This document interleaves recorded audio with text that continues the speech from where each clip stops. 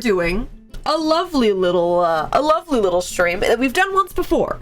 Today, we are reading more of your fics, your fanfics. You guys are little writers and have written many things about many of the things that I am in.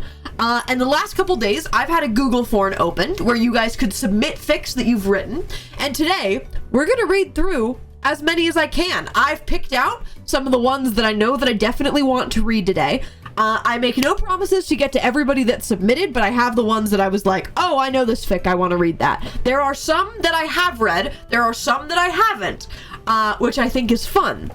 But either way, we're going to read through all things. There's going to be Fable, there's going to be Bound, there's going to be Orb, there's EOD, who else made the, who else is in my little thing here? The queue, there's stuff for the queue. There's yeah, there's some fun ones that I've picked out, chat. There's some fun ones that I've picked out.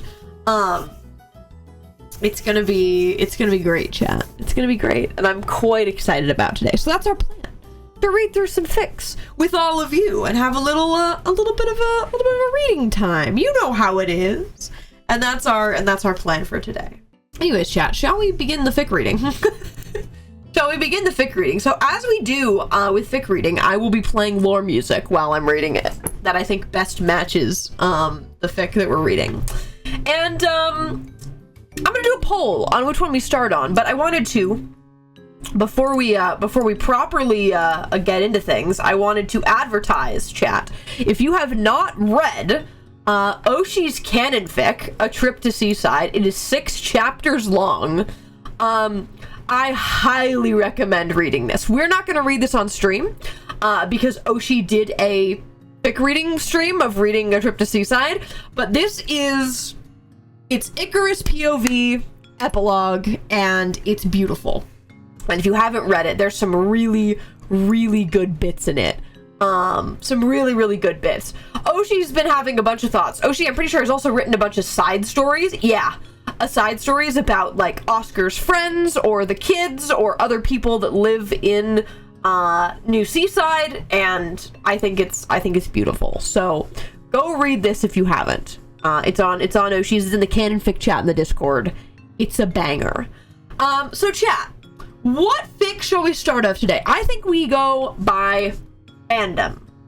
So I'm gonna give you guys 3 options. Hello. Haley, do you know about Razzle's check? What's Razzle's check? Like that they're still there? Yeah. Where are the Razzles? In the box. Oh, I see now. See him back there? That's kind of majestic. Yeah, you can go back there. It's me, Razzles. It's you, Razzles. It's you. You're the Razzles. It's giving Bigfoot. I also cut the music every time I go over there. There's silence. Silly goose. Anyways, how's your meeting? I ended early, and now David's not here, and you're streaming. I'm bored. You're gonna nap. I need a friend. You could sit here while I read fics. No. Okay, bye now. Okay, bye-bye. Yeah, there she goes, chat. There she goes. Alright. I'm gonna give you guys a poll. What fandom? We will say a Fable fic, we will say a Bound fic, or we will say an Orb fic. Alright, you have a minute. We're gonna get to many of them. Just where do you want to start today? And I'll pick whether we go fluff, we go angst, we go wherever we go. We have primarily Fable fics. We have the most Fable fics compared to other things. So, may I request a fridge emote? Actually, yeah. I can make a fridge emote. My favorite type of emote is when I just grab an image of something and make it yellow and purple. It's like the Dorg, where I just grab an image of something and then I just make it yellow and purple. It's really lovely to me. How many Orb fics are there that we can read? 2. I have 2 Orb fics that we can read on stream. You know, I did consider. No. I considered, though. If you don't know what I'm talking about, don't worry about it. Sen, do you want me to read your canon fic from Orb?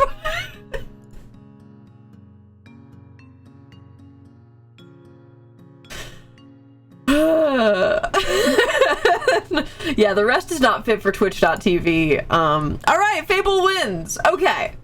Shall we do one that...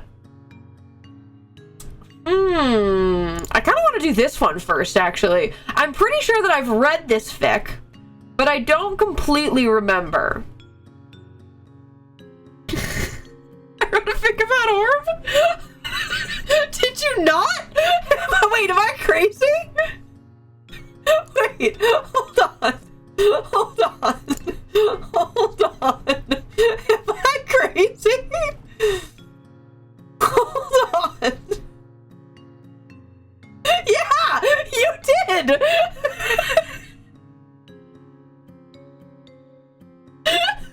No, you did. Yeah, that's what I thought. Okay, I think I know what I want to start with. I don't remember this fic greatly, but this is like my favorite thing.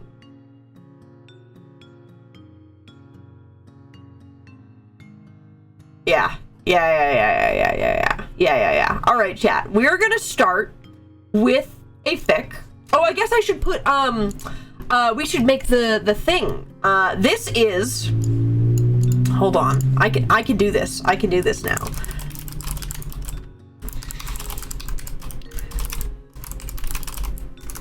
I'm gonna make pinned for you guys. All right. Amazing. We're gonna read this one first. This is The Name of Your Soul by Sterling Starr. This is, I'm pretty sure that I've read this fic before, because this is like my favorite trope. In terms of, for example, like I wrote a fic. Wait, why aren't I logged in? Wait, hold on. I'm gonna log into AO3 really quick. Why am I not logged into AO3?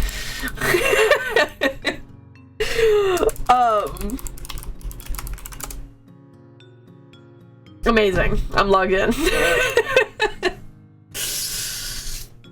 I wrote a fic, called, The Man with Three Names. And it is my favorite thing of looking at names and going, that's not what I meant to click. There we go. So, let's do a little read, and, let's pick some ick music, shall we? Let's pick some ick music. Oh, all of ick songs are so low on my playlist. Okay, let's do this. Are we ready? So the way this is gonna work is I'm just gonna read through it, and we're gonna see how it goes. Are we ready? Let's do it.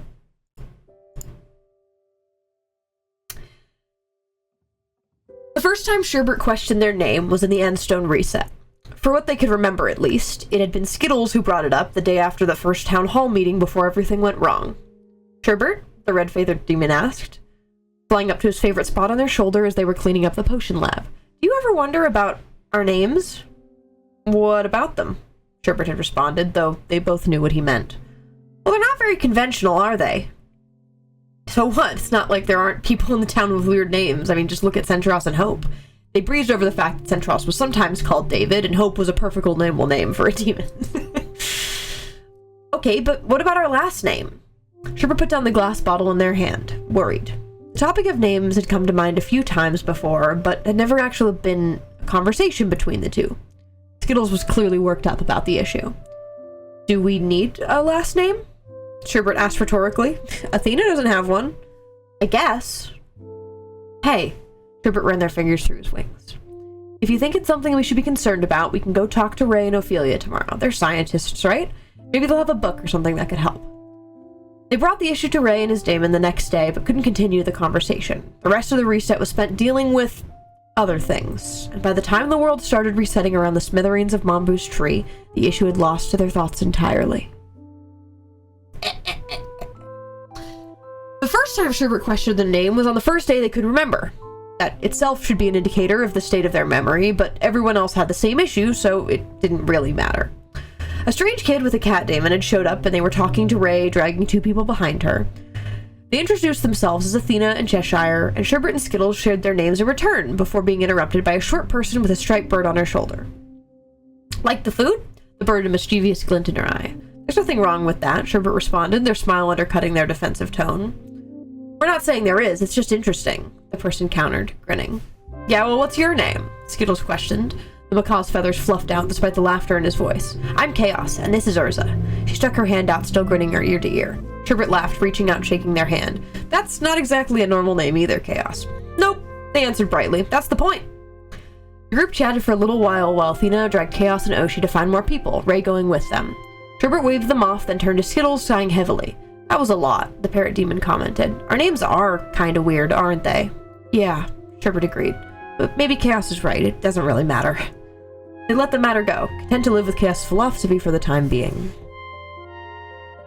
The second time, in their memory, that Sherbert and Skittles questioned their name was Fable's fault. Kinda. It was less him and more his revelation that caused Sherbert's dilemma. Fable was their dad. That was something. Their dad was a god. That was another thing. Fable was their dad and had named them Sherbert. That didn't line up. I don't understand. Sherbert had whispered to Skittles as they sat at their desk telling Ray and Ophelia they're cousins. They had cousins. Why would Fable name us after a food? It doesn't make sense. Maybe it's like Chaos and Urza always say, Skittles whispered back, cuddling into their neck, notes abandoned on the desk. That's the point. You only called us my child or young ones, Sherbert recalled, mind stuck on the topic. He never actually used our names. Fable and Aurora aren't exactly typical names either, Skittles argued, trying to get their mind off the issue. Yeah, but they're gods. He'd been so confident, the eagle demon on his shirtle standing assuredly, and besides, we always use that excuse. It doesn't work. No one has names like ours. Why can't that be a good thing? Skittles nipped their ear, but couldn't tell why they weren't dropping the issue, so the conversation died as the 2 of them headed to bed. Mimi-like. Mimi-like. Do you actually know that every fic that mentions my birds at all gets put on the list? If it says my bird, I go, yes, please. Give me a bird, please. Yippee! and that's how it works. The third, or was it the fourth? Whatever it was, the next time Sherbert questioned their name was also Fable's fault. Again, kinda. You'd think after the whole I'm your father conversation, he'd be done casually dropping life-changing information on them, but as it turned out, he wasn't. They had a brother.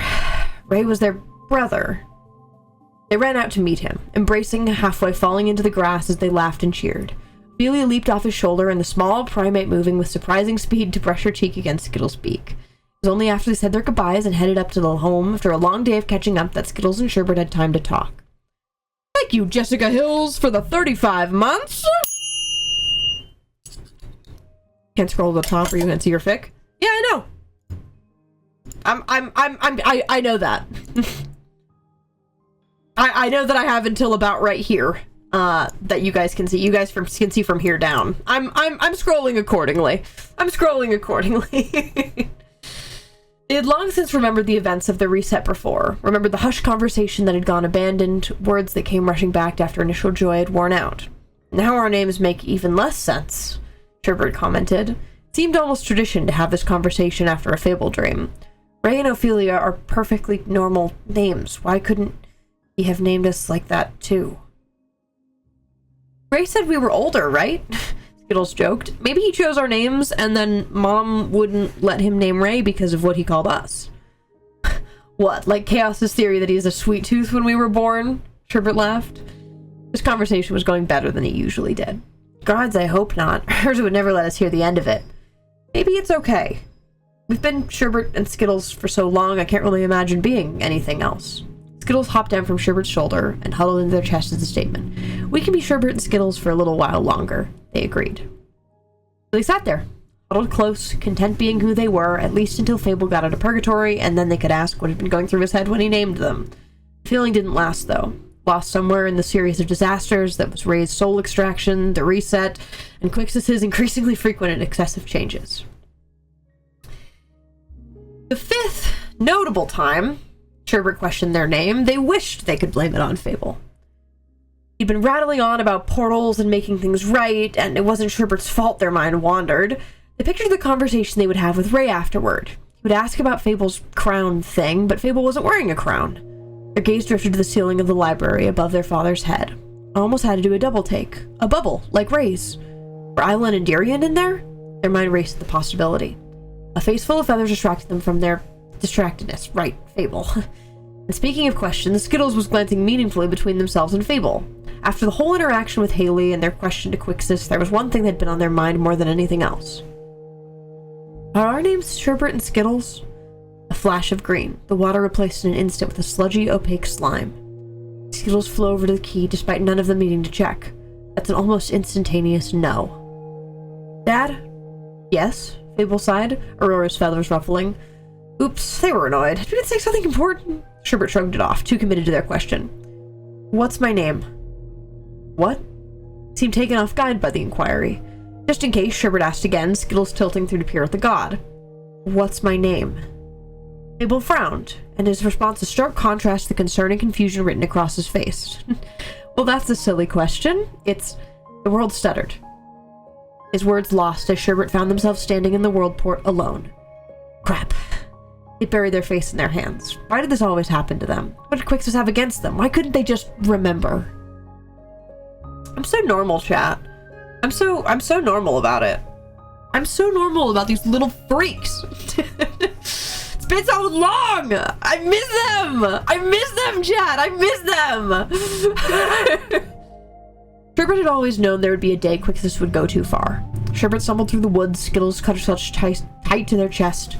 Sherbert had always loved their wings. Their brightly colored feathers had reminded them of their soul, but now they were gone. The first time in a long time that Sherbert and Skittles weren't thinking about their name was when everything went wrong. The world was a kaleidoscope of colors and textures and shapes around them, contorting and flashing through the walls of the staircase as they tripped over the shifting ground beneath their feet. Finally, in the safety of their nest down in the Quixis bunker, Skittles curled up against Sherbert, sobbing into their chest. With the grief weighing down their soul, Sherbert yelled up at the waterlogged walls. They screamed and shouted at Quixis sharp, accusing, heartbroken words until they finally, interrupted by Fable. Icarus, Helios, it's okay. We're here now. Fable's brakes broke as they rushed forward, gathering Sherbert in a hug. Uro glided off his shoulder, making his way to the floor so he could peer cautiously at the despairing demon in their arms. Dad? Sherbert said, raw and disbelieving. Yes, Icarus, it's me. Fable responded relievedly. I've returned to the overworld finally. It's been so long. I've missed the fresh air and the orchids bloom, but most of all, I've missed you, Icarus. I've missed us. You, me, Aurora, and Helios. We're together at last. That's my name. Sherbert, no. Icarus cried out hopefully. And Helios? Yes. This Quixis wouldn't let you both see it, but yes, those are your names. Well, welcome back, I guess. Helios croaked at the tormented bird gazing up at Aurora from his place under her wing. Aurora looked back with the warmth of 1,000 suns and responded, It's good to see you smile, Helios. We must go find Ray and Ophelia. I want to see our family whole again at last. At the top of the stairs, locking eyes with Ray and Ophelia, Icarus and Helios felt they were finally whole. We're Icarus and Helios, they announced. There was no doubt in their minds who they were.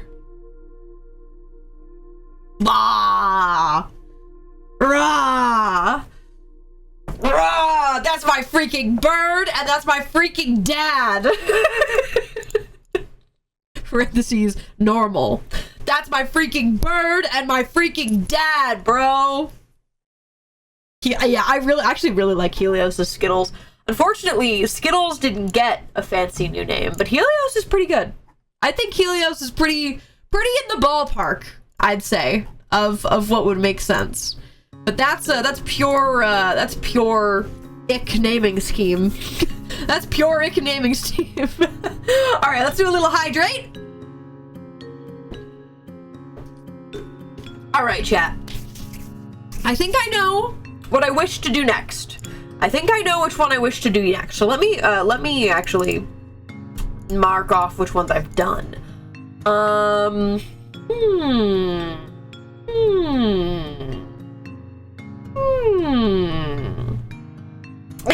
Look at the sparkles. Look at the sparkles. let's do the fun one that it's short and it brings me joy. And this made me want to update it also. But let's do, chat. Let's do this one. Let me get all the things. Let's do this. And then we do... boop. We're going to do, chat. And the rain keeps falling. So this is a continuation that Cryptic Fox wrote of my canon fic, of my little Sherbverse fic that I wrote. Hold on. My little The Rain. This was my little kind of my little like poem canon fic that I wrote about all the Sherbverse. And this is an extension of that with the newer Sherbs. And this has made me want to update it to have all of the guys now. So chat, let's do a what's a very Sherbverse song? Let's do it. Let's do this one. Here we go. Let's do it. Tartarus digs through the rain. Janice plays through the rain. Ren hides from the rain. Azricus builds in the rain. Jet is confused by the rain. Tartarus digs through the rain. The rain is just another obstacle, turning the dirt to mud and making it harder to dig. Dig, dig, dig. Tartarus has to dig. All this effort and money spent has to be for something. There has to be a reason to dig. Janice plays through the rain. The rain is hardly heard, ignored in the favor of the cards. A good draw means the difference between winning and losing. Janice doesn't have a choice but to listen to the rain, not with the stakes this high. Ren hides from the rain. Everything is dangerous when you're as small as Ren. One stray raindrop could spell their doom, so they stay hidden, huddling together on the beds. Their canteens need water, but not like this. Azricus builds in the rain. The rain means darkness, and darkness means mobs. As fast as Romeo is, Azricus would always rather take the hurt. And Aura shouldn't be alone at night, and Star definitely should not be alone in the rain. Azricus can't take that hurt, though. Jet is confused by the rain. It doesn't rain in the desert, and it doesn't rain in the in-between. Jet has never seen the rain before, but Jay says it's a good thing that makes the plants grow and fills the wells. Jet still doesn't trust the rain, but they trust Jay.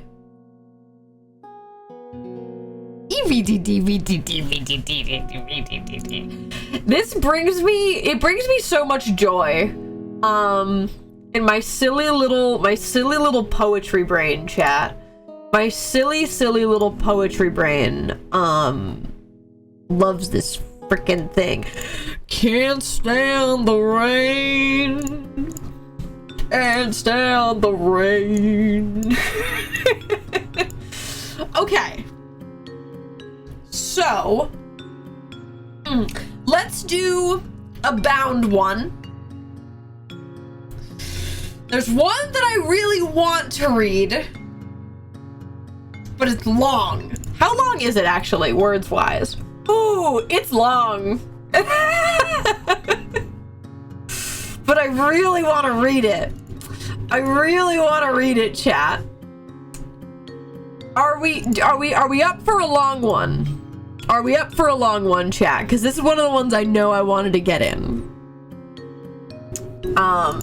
This technically was not submitted. I just wanted to read it.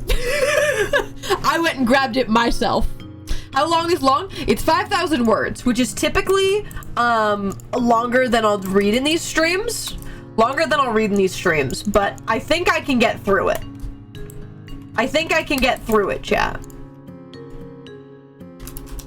Typically, I like to stay in under 2,000 words for reading, unless I know it's a banger, and I know this is a banger. This made me cry. I'm gonna preface this, but this fic made me cry. I fear the QA takes too long. No, but the whimsy. Okay, chat. We're going to read Endling. This is an Asri fic, and it will hurt you. It will hurt you greatly. I have feelings about this one. OMG, it's me! Echo, you're truly bangers only, in Fic Nation. Everything you write, bangers only. Alright, let's get some Asri tunes, shall we, while we read this? Some Asri tunes that are... I mean, we can be here. Yeah, we'll do that. We can do that one. Okay. Oh, it's an echo fic. We're all gonna try. Yes! The wormening! Alright, chat, so let's do this. This is an Asri song you haven't heard in a while. This is Asri's song. His motif. But not while he's been parasited, so. Alright, here we go. Azricus, we're losing daylight here. Walk any slower, would you? Asri rolled his eyes at the persisting commentary coming from Migo across the field. She was lucky he was too preoccupied carrying far too many logs for the average person to reply. It had been a bit of a blur how he agreed to help with this request of hers. She appeared like a speeding smear of tear and yellow, talking before he could even process what she was saying. Something about Tad and Vesper wanting to make them something cool, or maybe it was their idea and she was just doing her part to execute it. Hell, he wasn't even sure Amigo had taken a breath during her initial pitch. Just something along the lines of those lines. Something along those lines. Whatever it was, Asri had simply sighed fondly to himself and gladly offered his assistance. Now, was Vesper his favorite woman in the world? Absolutely and definitively not. Given everything, if you told Azricus 6 months ago he would be doing this, he would have pointed and laughed in your face. But this was Migo, quirky and slightly unnerving in her ways, but their friend nonetheless. And Tad was friendly enough, so what was a little heavy lifting? On the plus side, Aura was there as well. Asri glanced over to where she knew her partner to be, watching Star move confidently, as confident as Orathane could move, along a box filled with various colored wires, connecting, shifting, cutting, all done with precision and experience. Asri could feel her heart bob happily in her chest. Azricus, Migo droned, its bones popping as it doubled in size, matching his height. Could you stop being gay for 2 minutes and bring the wood over already? I can hear your homosexual tendencies from here. Alright, I'm going. Asri relented, not missing Aura's face flushed as a mesmerizing shade of purple, as no doubt they'd overheard Migo's complaints. Speaking of, Migo grinned toothily, a tendril of teal hair spinning up and pointing at the grassy stoop near water. Just over there! They made their way to the indicated location, taking in the work that the group had completed thus far. The patch of land Migo had picked out was nice, a smaller island surrounded by clearer waters than Asri knew the planet had. Flowers adorned the edges, creating a multicolored border to keep the waves at bay. In the center, the effort that had taken the better part of the morning was a gazebo. Spruce logs supporting the structure and fairy lights dancing all around the lip of the roof. It was pretty. Asri thought, if a bit selfishly, that he would ask Migo to borrow the spot one day. Aura deserved pretty. Storing his love-idled ideas away for the time being, Asri deposited the small forest worth of logs near the island's coast. At the same time, he heard an excited yelp from behind him. Aura, it's perfect! Migo practically cheered when Asri turned. He watched the sparse spawn, who'd shrunk back down to its normal size, bouncing in place as she stared at the collective creation. He turned his head, noticing what caught her attention. The lights had been turned on, the bulbs illuminating a vast array of colors, blues and purples and yellows glowing proudly, some shifting colors to match its neighbor, the next light following in suit. Pretty felt like too small a word now. I'm glad you like it, Aura grinned, spinning a small object in their hands as Migo continued to admire. I have the remote, in case you don't want the color switching. It should be all hooked up now, so she trailed off, holding out the small object, a device with various buttons and hues for Migo to take.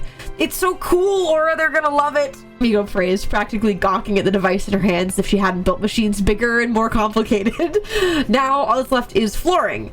At that, she gave a sideways glance toward Azricus. If someone could be bothered to start carving the planks for us... Can a guy admire his partner's craftsmanship? Asri questioned, hunkering down to Migo as he requested anyways. He could hear Aura giggle as Miko let an overdramatic vomiting sound. God, keep the flirting for when I'm not here, please. Aura was still laughing. Sorry, I mean, to be fair, isn't this whole thing a bit flirty? I'll have you know, O star of mine, that this is merely an act of friendship, a bonding experience, if you will, as the two chatted. Azri turned his attention away from the pair and shook his head softly, focusing on the task at hand. He rolled a log off the pile and positioned his ask at the base closest to him. Then 1, 2, 3. Clean swipes letting the core color of the wood shine through. Migo said something about Tad taking it a certain way and how she certainly wouldn't deny anything. 1, 2, 3. The swipes were large enough that you'd likely be done with the planks quickly. Aura chuckled, commenting something on Vesper's refusal to take anything at face value. 1, 2, 3. They adjusted their position, shifting their feet to crouch more comfortably. The island wasn't really built for him, but he could make it work. 1, 2, 3. Eagle laughed at something Aura said. Avricus carved away more bark. 1, 2, 3. Something buckled under him. The island wasn't that small, was it? 1, 2, 3. Aura explained something excitedly. Migo chiming in at all the right points. 1, 2, 3. The ground behind her caved in on itself. Azri didn't have time to screen or reach for Perseus to stab her axe into the log and tether herself to the surface. He just dropped. And there was a splash around him, and he began to sink. Water, although sparklingly clear, was deceptive in its depth. Azricus was scrambling, the weight of himself and the crystalline blue slowing his movements dramatically. His feet slid hopelessly against the slick mud and rock hiding under the island, his hands finding similar luck. Everything felt tight, the darkness closing in him around him as the sun got further and further away from him wasn't exactly helping. I'm fine in the water, I just have to know I'm getting in it. When did he say that again? He could vaguely see two shadowy figures blocking what limited light he had. His vision felt almost zoomed in. Sorry. Goddamn Minecraft mechanic, aw. Like he was looking through a telescope. Please think of something, please. They reached a shaking hand towards the duo above, begging them to hear their pleas. Had he enough time to take a deep breath? The tightness doubled. The darkness grew. He knew the bottom was close, but he couldn't see it. Seaweed and kelp tickled his frame, making him feel all the more confined. He tried to focus on keeping all the air in his body, keeping his sort of scales shut for as long as possible. His lungs were huge. He could do this. Right? You're going to die. Fuck. Azricus pushed his feet up against the ground, and once he'd finally reached it, trying to throw himself up, but knowing it was a fruitless endeavor. After all he managed to do was kick up some sand, marking his spot like he was auditioning for the role of a treasure map. You're going to die in the exact same way they did. No, he wasn't. He just needed his mind to shut up for long enough to Migo to reach him, or to use their beautiful and brilliant brain to puzzle a way out of this. He could hang on until then. The kelp he knew was twisting around his legs, feeling more akin to chains, an extra measure ensuring his stay. You're gonna lose every memory of them, of your species, of your family, of your home. Were his thoughts always this loud? Azricus tried to pry up his feet. Maybe walking closer to where he thought the island was would help? If he reached his hands out, he'd find it eventually. But the weeds were oddly restrictive down here. In her head, Azri knew under the normal circumstances, she would be able to just brute force herself free. However, apparently, everything was strange below the current, and her strength was slipping away from her. The panic in her chest climbing in its wake. He couldn't see the shadows of Migo and Aura anymore. He couldn't see anything anymore. The tightness doubled again, and his lungs felt constricted. Hot, in a way, like the buildup of pressure was cooking him from the inside out. He was starting to register how badly his arms were burning. So it would make sense. Every memory of every Taruxian will die with you. Every laugh, thought, and prayer disappearing with your last breath. Do you think they were as scared as you? No, he couldn't be thinking about that. But when the floodgates opened, it was famously difficult to close them. Braxton must have been terrified. Mom, Dad, everyone. Why did they think about before they couldn't take it anymore? Did they think about you? Shut up. His brain had to shut up. Azricus's knees felt weak. The kelp was the only thing keeping him standing. They were coming. They had to come save him. Aura and Migo would save him. He could handle this. You're their last hope. Taruxians will be with a blip in species records if you die. Less than nothing. You're dying. You're going to die. He could feel his almost scales quivering against his limbs and cracking open, letting the cool water break in. It was a slight rush of liquid, and it started a reaction across Azri's body. He screwed his eyes shut as more kind of scales fluttered open against his will, gushing more and more water into his system. The heat was worse. The tightness was worse. The darkness was worse. The fear was worse. They tried to move, to fight, but their density kept them frozen, anchored to the bottom of the strange ocean floor he was about to die on. He could take it. Can you? He didn't know anymore. You're going to die, and no one will remember what you were. Who they were. No one will know or understand or even think about Azricus Threll and his home planet. No one will ever wonder what Hythe was like because no one will care. Because no one will remember. Because no one will know. Azricus knew. Azri knew that was what mattered. She'd get out of this mess and tell them. Whatever question Aura asked, she would answer. Whatever story Romeo wanted to hear, she would recite it. Screw it. Whatever exam Dave wanted to do, she'd oblige with a smile on her face and a skip in her step because at least people would know. That he wouldn't be the only one. The sole survivor. The last vestige of a species that didn't get to exist. Not really. He would tell everyone, because then everyone would be able to remember. They wouldn't understand, but that didn't matter. He'd talk about the caves and the mountains and the sunsets as many times as he needed to for people to paint them into the world again. He'd describe his mother and father to as many people as he had so they'd know what they sounded like. How his mother laughed. How his father looked upon him and his brother like they hung the moon and stars. How they loved deeply and fully and truly. How their names felt like magic just by saying them. Keep them all alive. Because he knew. Because he would get the hell out of the water. He would blink and see the sun again, and he would kiss Aura and hug Migo and stumble into Romeo's arms, and he would breathe. Will you? You're dying. You're going to die. They're not coming to get you, are they? They can't save you. You're going to die. Admit it. Bubbles were spilling out of his mouth as his eyes shot open. The last of his basically scales had popped open. The full force of the tide surrounded him, filling his lungs, replacing his blood, replacing his bones. Their ears were clogged and ringing at the same time. Their fingers were tingling and on fire like the rest of their body. He should have been stronger than this. Everything was moving so fast. How long had he been down here? You're going to die. You're going to die. Azricus, you're going to... A large hand, grounding, fell upon his shoulder. Azri whipped his head around, panic consuming him faster than the water could, and he found a familiar series of dark gray eyes. Migo had grown again, its other hand wrapping easily around his waist and working to hoist him up out of the tangle of seaweed he'd been caught in. Azricus couldn't take her eyes off her. Someone was coming to save him. He was right. He wasn't going to die. He wasn't going to let them down. He wouldn't lose them. Yet. The kelp gave way as Azri sagged into Migo's grip, his vision spinning and warping as he was finally able to move again. Well, now the song can change. Hold on. I was doing so good on keeping it like kind of perfect. Let's go here.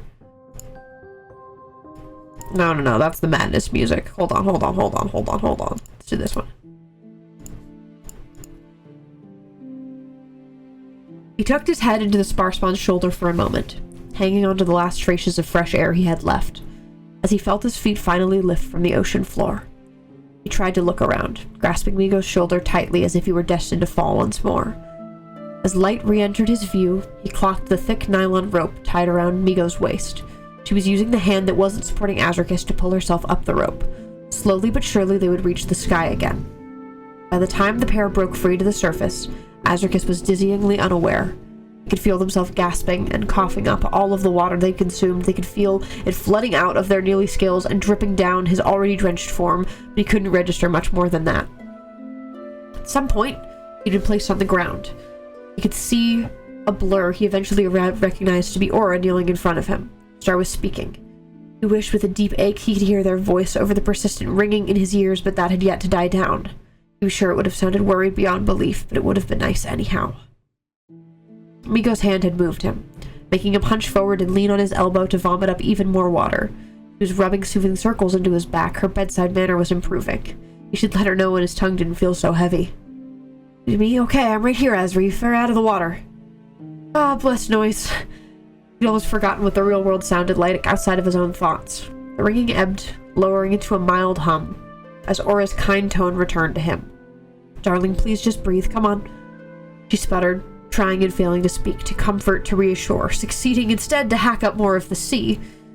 Wildly, she reached out a desperate hand, searching for something to tell her that Star was listening, that she was going to be okay, or at least going to be. She found the soft denim of their jeans and squeezed shakily. A gasp told him his message was clear enough. Oh, thank God. Azri, can you hear me? Azrika squeezed again, panting harshly. Keep breathing, Aura instructed gently, stroking the hand gripping their knee with the same care. Just keep breathing for me and take your time. The adrenaline should wear off soon. A new voice coming from slightly behind Azri piped up. Migo was more matter-of-fact than Aura, but still ever appreciated. You weren't down there for too long, especially with your lung capacity, so you should be okay. No brain damage to worry about, yeah? He hadn't been down there that long? Azricus tried to look up, to take in more of the island he'd been rudely and suddenly banished from. Not much had changed, except for the rope connecting Migo to one of the gazebo's banisters. That explained a bit about his rescue. As he processed the information, he worked annoyingly hard to make his voice sound semi-normal. How? He rasped, wisping as he did so. How long? 3 minutes and 17 seconds? Or answered worryingly fast. We were banking on you having a little more time. Enough for me to tie Migo in a way out at least. I'm sorry we couldn't get to you sooner, Migo said sheepishly, but Azri just shook his head firmly in reply. He regretted it for a moment, as his vision went white and his blade lurched and faded quickly as it happened. My fault. Azri, this isn't on you. Hands on their arm clung to their shoulders as Aura cut off whatever self-deprecation parade he was about to go on. No one could have known this island would be so fragile. You couldn't have known. You were seconds away from killing everyone all over again. You should have known. He shook his head again, grateful when he didn't feel nauseous this time around. Managed to look up at his partner.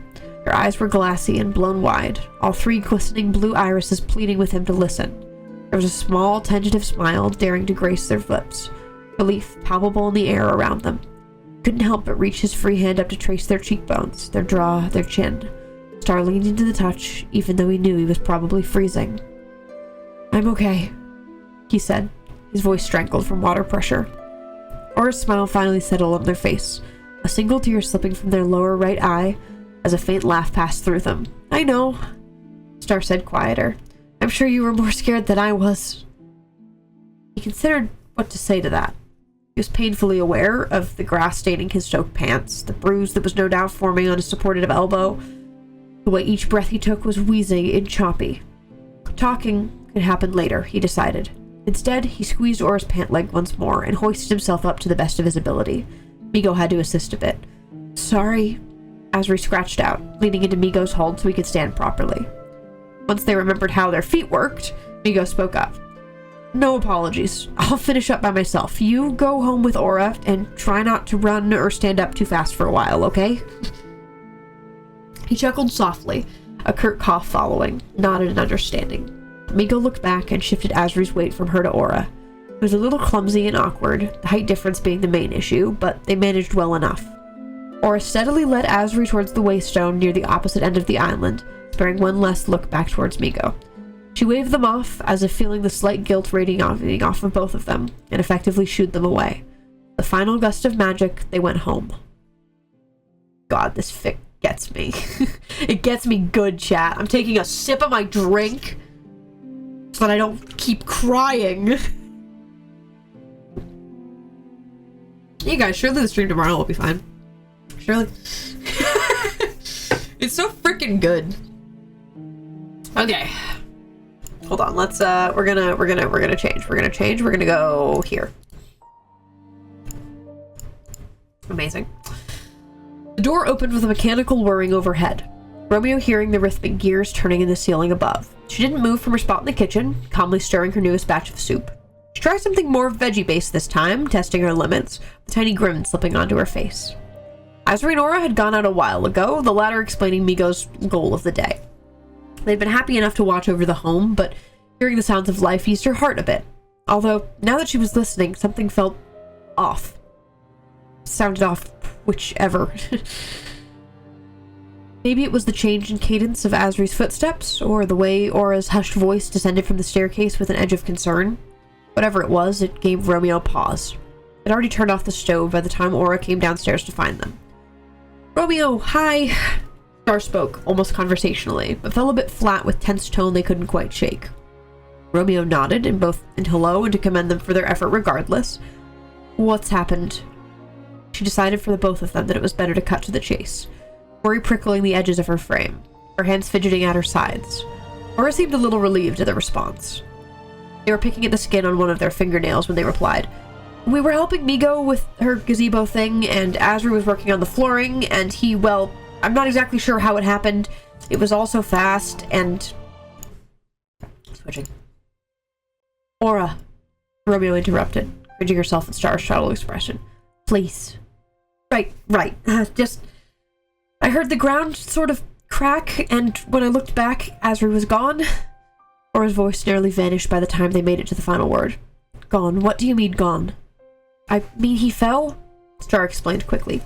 Fell into the water behind him. It was just so much deeper than we thought it was, and so we couldn't get to him easily, and you got him out, right?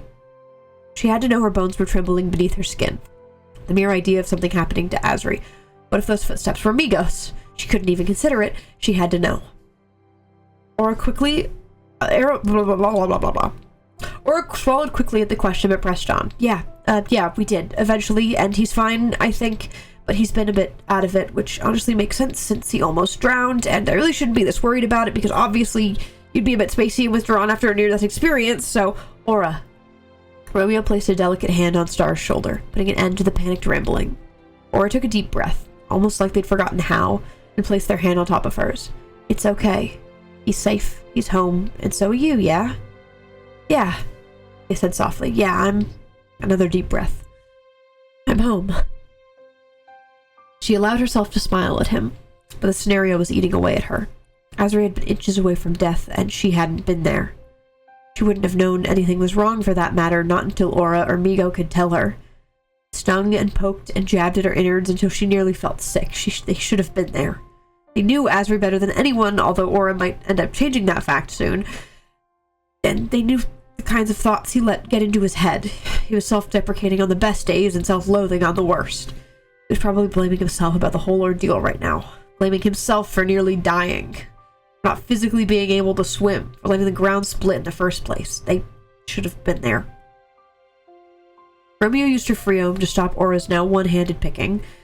Half worried it would begin to bleed. Half to give herself something to do. Maybe make them both feel a bit less powerless in a way. Are you alright? She asked carefully. Me? I'm good. Aura reassured her hastily, taking a step back away from Romeo's hold. I'm not the one who almost drowned, so I'm as good as I can be. Doesn't mean it wasn't scary. They took a step back between them. Hell, I'm scared and I wasn't even there. Aura's gaze flicked down to the tiled floor, curling their arms around themselves in a half-hug. They looked contemplative, debating something about themselves. Then, in barely a whisper, they said, 3 minutes and 17 seconds. Pardon? He was down there for 3 minutes and 17 seconds. Aura said again, still refusing to meet Romeo's eyes. An incredibly healthy, active, and average-sized person can maybe hold their breath for 2 minutes. He held it for 3 minutes and 17 seconds. That's a long time. She felt her spine shudder. Too long. I don't even know why I know that, Aura continued. It's not like I was timing it accurately or anything. You were afraid. Romeo interrupted again, but she didn't feel bad about it this time. You were doing something you could control, because you were afraid. Finally, Aura looked back up to her, eyes now shiny with unshed tears. If I had been 1 second slower to getting to the waystone or getting to the rope, he might have... But you weren't. Romeo rushed forward, embracing Star in the tightest hug they could muster, feeling Star's hand snagging their shirt in a vice grip, and he didn't. He's okay because of you, Aura. You did what you could, and it worked out. That had to be enough. Doing everything you could had to be enough. Otherwise, there was a wide world of what-ifs that Romeo wouldn't be able to come back from. I was so worried... Aura last admitted into the folds of Romeo's crop top that I wouldn't see him again, and that I would have just lost someone else, and I didn't know what to do, Romeo. But he's here, isn't he? She spoke into their hair, and that's because of you, and Migo, I assume. She'd hoped that got a wet chuckle out of Aura, and when she allowed herself to pull herself away the tiniest bit, the smile was rewarded and it felt worth it. He's out of the water. He's out of the water. They let the hug fall away. The weight of what could have been sitting heavily between them. Aura wiped at their eyes, sniffling softly. Despite the knowledge he was alive and well, Romeo couldn't help but fret. Again, she knew Asri like the back of her hand. She knew his likes, dislikes, weaknesses, strengths, his fears. Can I? She began lamely, a sudden wave of nerves washing over her in anticipation of such a simple question. Can I go check on him? She shouldn't need to ask. It felt wrong not to. Aura seemed to share the opinion, giving a gentle look of understanding. Of course. You'll be all right here. Yeah, Star nodded as they replied. I'll finish up your soup. You go. Letting herself linger just a moment longer, Romeo accepted the offer and moved to the stairs. Before she fully ascended, she paused. Thank you for being there. She didn't turn around to see how Aura reacted, by the care in their voice and grinning brighter than before. Anytime. I'm so normal, chat. You know that I'm so normal? You know that I'm so normal? I'm so normal. And with her chest blooming in warmth, she clambered upstairs. Azra was laying down on their oversized bed, but they knew she was awake. Her breathing was rough, every other gasp of air a little too deep, causing them to cough lightly. It's clear she was just trying hard to control it. Romeo made their way over to him, settling himself on the edge of the bed with his back towards them. He didn't speak, didn't push, just made herself comfortable among the various blankets and pillows at her disposal. Eventually, Asri broke the silence. What did Aura tell you? Oh.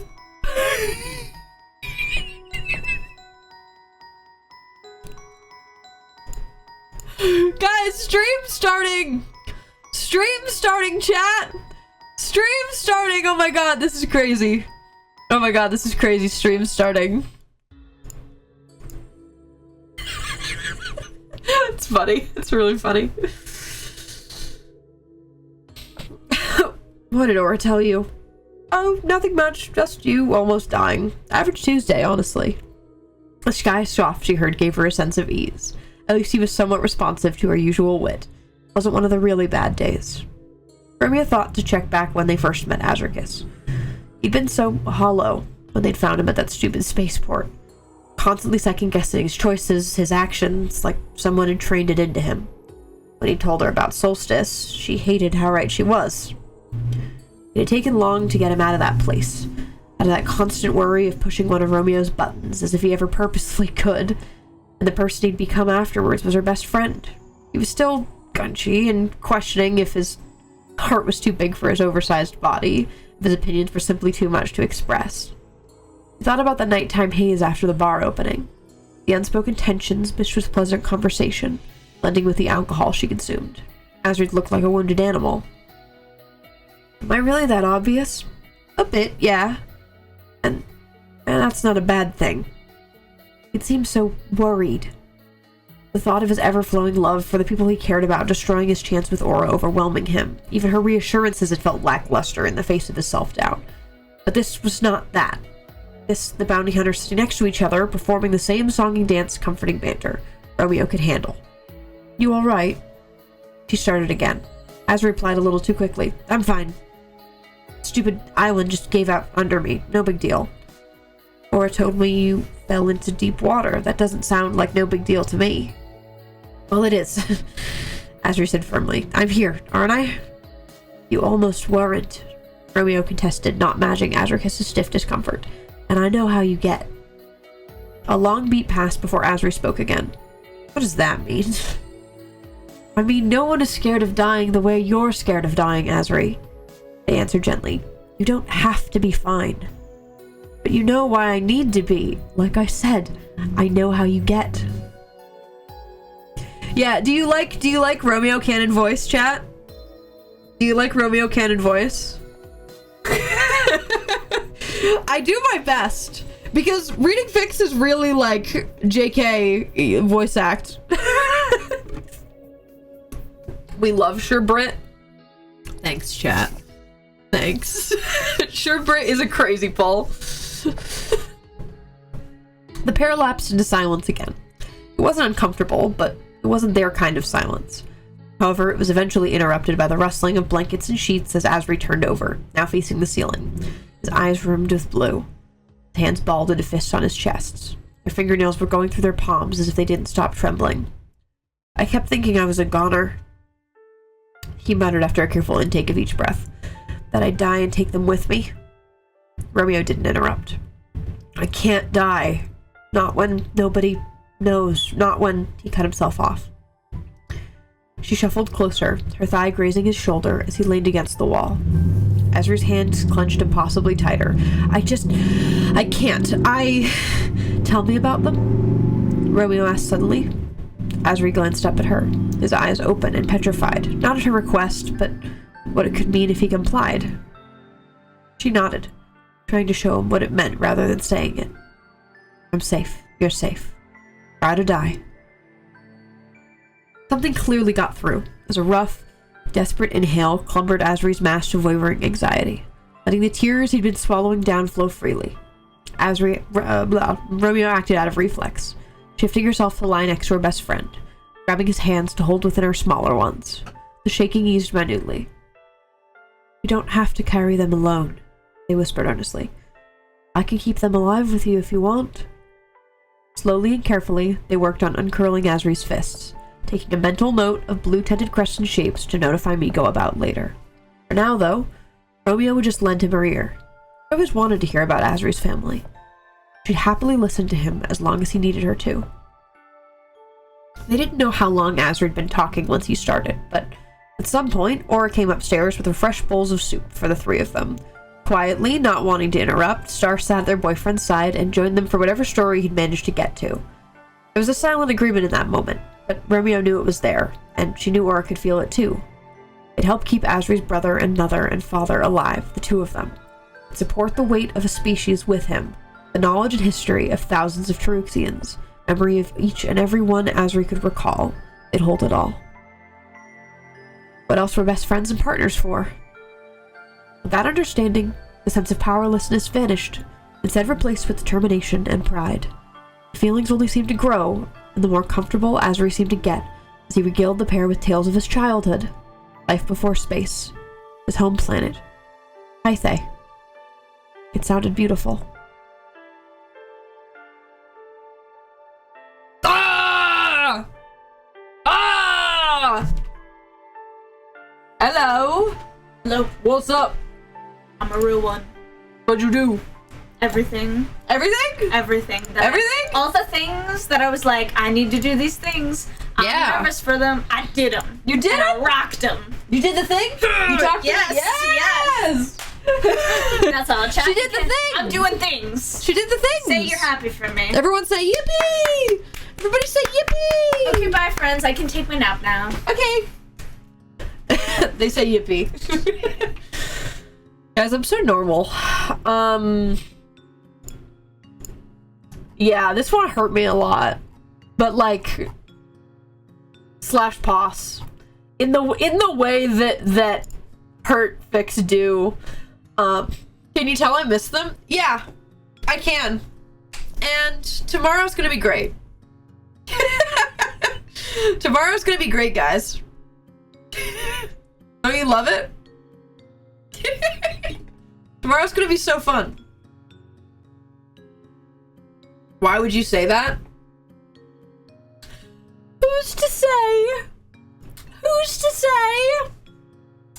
But yeah, that was one of the ones that I knew I wanted to read because I'm a nerd.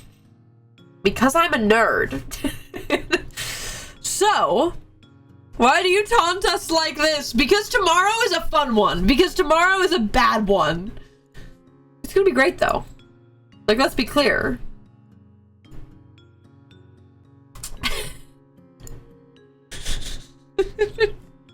Okay, chat.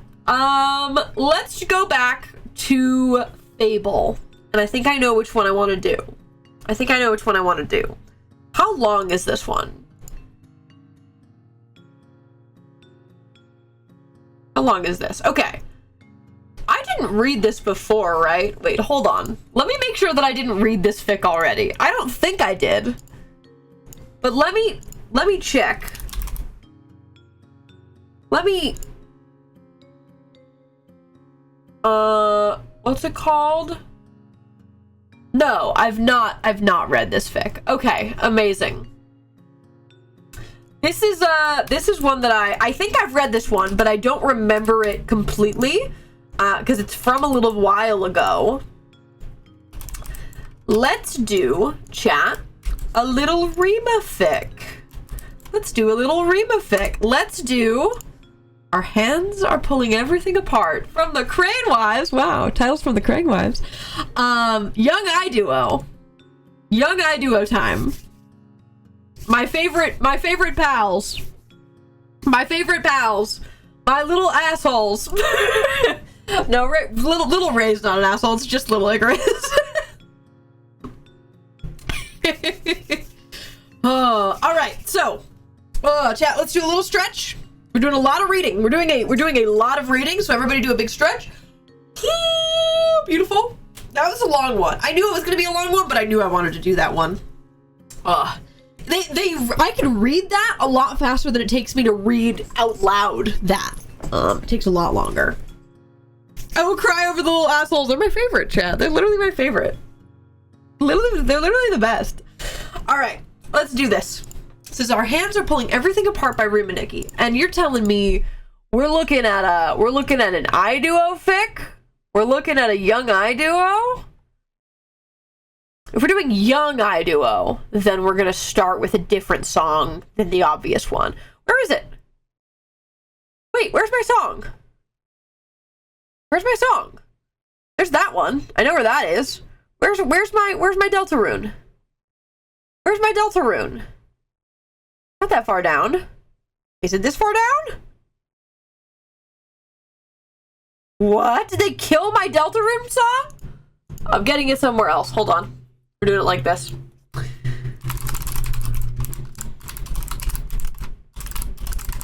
know what song I'm using. No, but I want extended. Don't just play it once.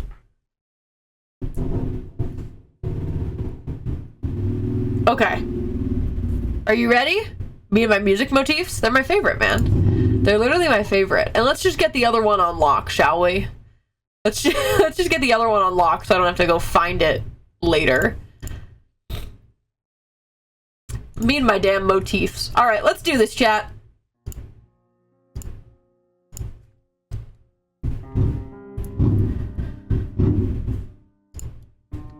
Okay.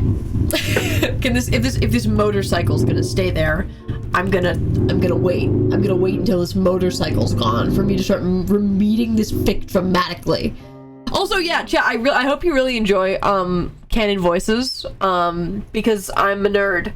And I literally was not planning to do that, and then I got to Romeo's line, and I was like, this is gonna be weird if I'm not British.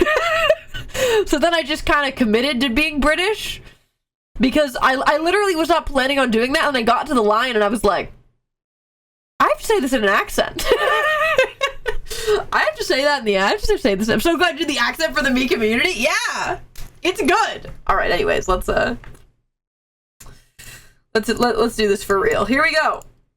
Young I Duo. The forest looms over the two siblings as they walk through the paths. Dirt and mud cover both as tiny drops of water drip down the trees. The sun almost aligned with their eyesight. They've been traveling for a few days since the last town was not fruitful for the two siblings. Are we near a town? The youngest asked, only 4 years younger than the elder. He held his items in a backpack mixed with some of his brother's items. The eldest had weapons and more of their items in their bag. Yeah, we should reach the town in an hour, Ray. Sibling realized, a bit annoyed at the question. The two continue to walk silently as the sun moves higher in the sky. The village is busy as it is the middle of the day, and the stalls are all open with people trying to sell whatever seems to be fruits, clothes, and other daily items. The two siblings enter the market area and look around. Ray was hoping to spot an inn or a tavern where the two could sleep. The eldest was looking for a shop which would be the best to take from. Icarus, there's an inn, Ray says as he points toward the building in the corner of the marketplace. Icarus turns their head where the younger pointed. Good. Here, take this and get a room. Icarus gives Ray a pouch that holds all their gathered coins. I'll get food. Okay, I'll wait for you, Ray says as he gathers the pouch and walks towards the inn. Icarus continues to look around, finding a shop where they could sell the mob drops they've gathered during the trip. The owner looks at them as they approach with their apron filled with sunflowers and pins, all different things. The most notable pin was a they them. Aren't you a bit young to come to my shop? The owner speaks, a bit confused to them. Kind of decent verb. That depends. Is there an age range to sell you things? Icarus looks up at them, a neutral look on their face as they start pulling out some of the drops they have. It all depends on the stuff. So what do you have, kid? The owner starts to look over the items as Icarus gives them more, once putting in all the flesh, bones, gunpowder, and pelts on the table, and the shopkeep nods. You've got a lot. Well, it's all decent quality, so how about, let's say, the owner seems to think to a second. 15 emeralds and 37 gold? How's that sound? Sounds good to me. Icarus nods as the shop owner gives them an agreed amount. Hey, take this too. They hand over a bouquet of orchids, alliums, and poppies, and a couple iron ingots. Try to stay out of trouble. I'd hate to see you get hurt, and if you have more things to sell me, my name's Kai. Just come find me. Yeah, bye? Icarus nods in confusion as they pocket all the items Kai's given them. Whoa. Cough. I don't know why I said the word cough. Sorry. They start walking towards the inn that Raid previously mentioned. Once they entered, they quickly started their brother at a table. Icarus sits behind them. Did you get the room? Ray looks up from their notebook at their brother. Yeah, we had extra. We might be able to stay for 2 nights. Isn't that great? Yeah, good job. Icarus rolls their eyes. Sold a bunch of the drops we had, so we got more. Also, the shopkeep gave me these. They pull out a bouquet and hand them to Ray. You can keep it. These are so pretty, and they remind me of Mom. Ray speaks quietly, looking at the blue orchids in the bouquet. Don't you think? He turns to see Icarus annoyed at him. Mom's not here, Ray. I know. He sadly says as Icarus gets up and orders some of the steak for the both of them. Ray just goes back to writing in his book. Icarus got more money and flowers, and one of them is orchids, Mom's favorite. The village seems nice. Hopefully we can stay in it longer than a day, but that'll be up to Icarus. We must find Mom and maybe Dad. Icarus puts a plate in front of Ray as they sit back down and eat. Isn't this more expensive? Ray questions as he looks at the steak and potatoes on the plate. Yep, so eat it up. Icarus was back in the market as their routine. It was time to steal. It was the next day, so different stalls were open, various people around, meeting different opportunities for items. How fun. Icarus always enjoyed the thrill of stealing and the adrenaline it caused almost as much as watching something go up in flames. So true! They spot their victim. Seems wealthy from the kind of material they used to the amount in their bag, and however it slouches by the weight of the coins. They've done this many times before, and will most likely continue to do it, but it never gets any more nerve-wracking than the start. Casually make their way near the wealthy woman looking around, and as they pass her, they quickly grab the pouch of coins and continue walking. They got it. Now that could be a more challenging part of getting away before she noticed. There's a thief! A woman yelled out while looking around, spotting Icarus holding her bag while still walking away. Shit, Icarus says under their breath as they pull their hood up and start running away from the crowd, hearing footsteps following them. Guards are most likely the ones that followed, but they won't have time to confirm that. They just kept running. Taking a sharp turn down an alleyway, getting a glance at their pursuers. Seems to only be 2 of them from what Icarus could see. They continue running, taking another turn, as many as it will take for them to stop looking and giving up. They turned to see another corner, and they were faced with a wall. They quickly climbed over it, using more of their petite frame to help them up. Once over, they see the guards preparing to follow them. They were persistent, and that was not good for them. They continued to go away from the wall, finding an open door. They duck into it, entering a house and closing it. They wait till they no longer hear guards outside as they pass by the house. He takes a deep breath to calm down. I thought I told you not to get in trouble. The shop owner from yesterday speaks up from their kitchen. The apron was still on as they were seemingly cooking. A bunch of sunflowers are all around the house, a painting of a home on floating islands, and a photo of them with a group of people holding basil, at least from what Icarus could see. Well, they shouldn't flaunt their wealth then. They're basically saying they have money, so... Icarus says as they fidget with their feet. Doing my Minecraft pace. Sure, we'll go with that. Well, since you barged into my house, do you want some food to wait out the guards? Kai offers, the lost prince, bringing out a loaf of bread. Sure, I guess, but only for a short time. I gotta leave soon. Icarus goes with them and grabs a slice of bread. So, will you tell me your name, or do I just keep calling you Kid? Kai says as they grab a slice of bread. Icarus sighs. I guess I can give it. I'm Icarus Morningstar of the Gilded Kingdom. You're a long way from home, then. Yeah, I know. Shuffle their feet a bit more and start looking around the room. You must really like sunflowers. Yeah, they're my favorite. What about you? Blue orchids. They're basically my entire family's favorite. They looked out the windows at the sun. It was almost night, so they would meet Ray before the sunset. Shoot, I have to go. I promised. Thanks for the bread, but bye. They leave the house. Bye, Icarus. Try and stay out of trouble, the owner says before Icarus gets out of earshot. They nod slightly and close the door. Ray had sat down at the forest edge, writing and drawing, waiting for Icarus to return. He looks up as the sun is setting. Icarus is late. Very, very late. They hoped they hadn't left him alone. They always said to go. Maybe this was it.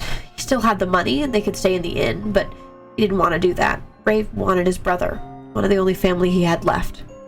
Ray brings his knees in, holding them close, his notebook beside him, and he keeps warm by pulling the cloak over himself. Ray? Ray? Are you here? Ray? He hears Icarus call his name. He quickly looks up and spots his brother coming out of the village. He gets up and starts running towards them. Icarus! You're here! And you didn't leave! He says as he hugs his older brother tight. Yeah, I just got busy. I didn't realize the time. Sorry. You've waited so long. Now, come on, let's go find a spot to camp. Icarus ruffles Ray's hair, start walking into the forest looking for a good spot to camp. Ray does not leave Icarus' side while they walk. After the moon is entirely out of sky, the pair find themselves a spot to lie down, Icarus putting their cloak on the ground while Ray will be used for cover for both. Ray steers near Icarus as they fall asleep. It's been a while since Icarus had let Ray hold on to them, but they knew they were scared. They didn't know why, but they didn't care that he was. Ray had fallen asleep, the cloak barely on him. Icarus moves closer towards him and moves the cloak over both of them, holding Ray close. Good night, Ray. I love you. Icarus falls asleep, holding their younger brother closer.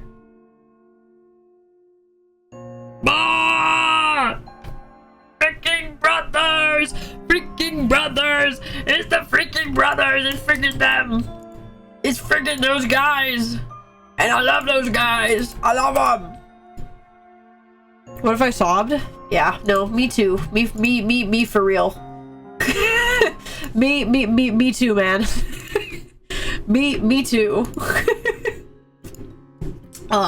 Me when any character has a brother. Me when Icarus has so many small ways to show you care for Ray, you're so dismissive of him. Can you tell that I've been reading a lot of messages and therefore I'm dying a little bit? Can you tell that I'm like dying a little bit? Okay. Let's do a swap chat. I'm gonna make another poll. For some weird ones. Would you rather have an orb fic or a Camp Craven fic from the Mambu's Halloween one-shot? What calls to you?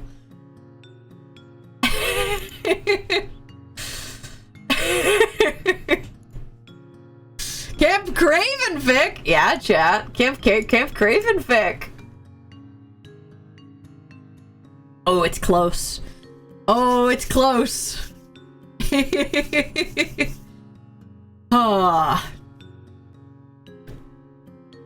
Also, do you know what status the VOD is on that? On Camp Craven? Oh, I know Mambu has it. It's up on Mambu's YouTube, I'm pretty sure. Hold on. Let me check. Yes. Yeah, it's up on here, hold on. It's up on Mambu's YouTube. It's not on my YouTube, it's on Mambu's YouTube. The full 4-hour thing. Because I know there was she did a YouTube premiere for it.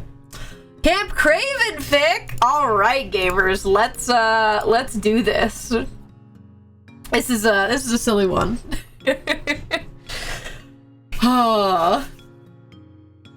Wonderful. Win with 56%! Win with 56%! Alright, so this is a post the one-shot. This is set after the one-shot. And if you did not watch Camp Craven, I highly recommend going back and watching it. It was a Halloween one-shot from this last year that I played in. And it was so fun. It was so fun. I was a spooky bird, man. All right. Let's do this. Oh, what music do I have for Camp Craven? There's no Camp Craven motif. there's no Camp Craven motif.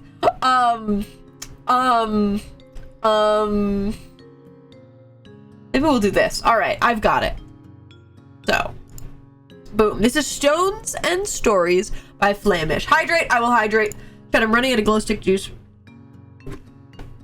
It's gone! I start drinking my Propel. Beautiful. I literally watched this earlier today. It's good! Also, Otter. Alright, we'll do that first. Alright, I'll go be an otter, I guess. I suppose. Good things, only good things happen after I become an otter. Only good things. Nothing ever crazy happens after I become an otter. Nothing crazy ever happens. Specifically. Does the otter account to the chaos?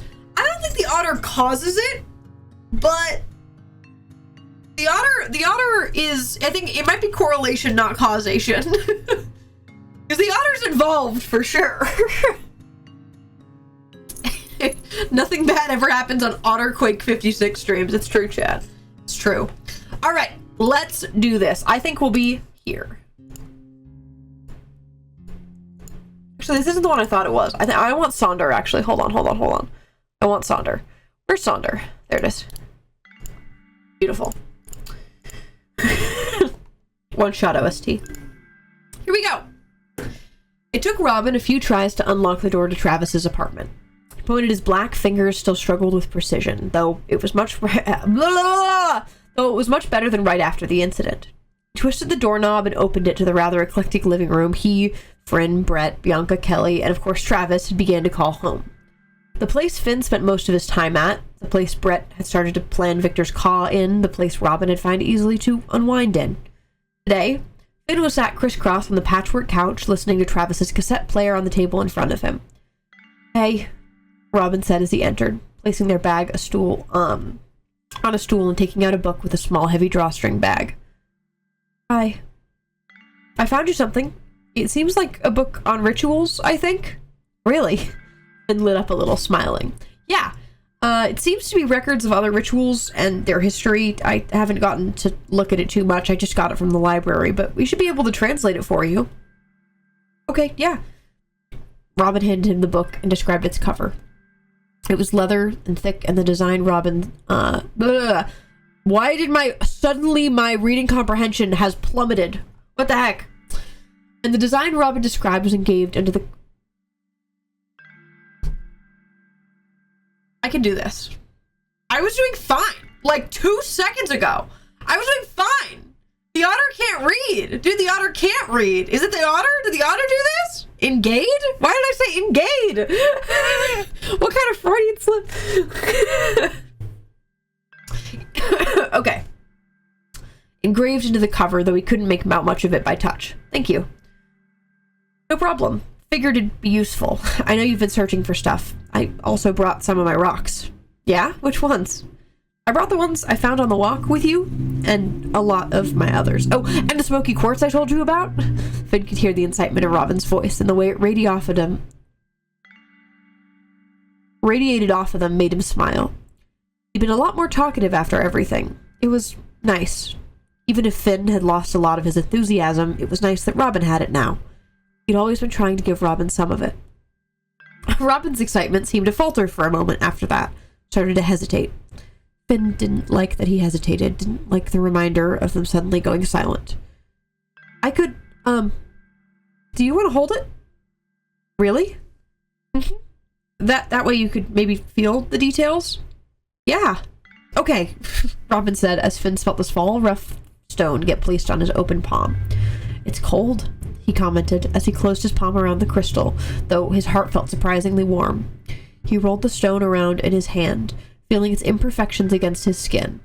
Yeah, it'll warm up if you hold it for long enough, but it's this nice gradient of the clear quartz color into the darker classic smoky quartz, and it's got a few fractures and cracks, but not enough like it's shattered, and Robin kept rambling about stones for hours. letting Finn hold each as he described them all in immense detail, including how they could have been formed and where he got it. Once they'd gotten through the whole bag Robin brought, the two switched gears. Robin turned off Travis's cassette player, and the music faded into the background of Finn's mind when they'd shown it up, and started reading the ritual history book they'd found. Pointedly skipping any of the actual rituals, Finn leaned his head on their shoulder and listened, fidgeting with the smooth rose quartz piece Robin had let him keep. Occasionally, the two of them would pause reading to discuss ideas on what things could mean and greet anyone who stopped by the apartment, welcome them into their theory and reading session. I love them! I love them! I'm such a fan, chat, of after the one-shot, one Artful J Renegade immediately texting me and being like, "You think they gay?" And I went, "I was about to text you the same thing. I think they gay. It'll take a while, but I think they gay." Good little Camp Craven fic. Yippee! All right, chat. Shall we do? Which one of the awaited ones should we do? Which one of the awaited ones should we do? Let's do this one. Let's do this one.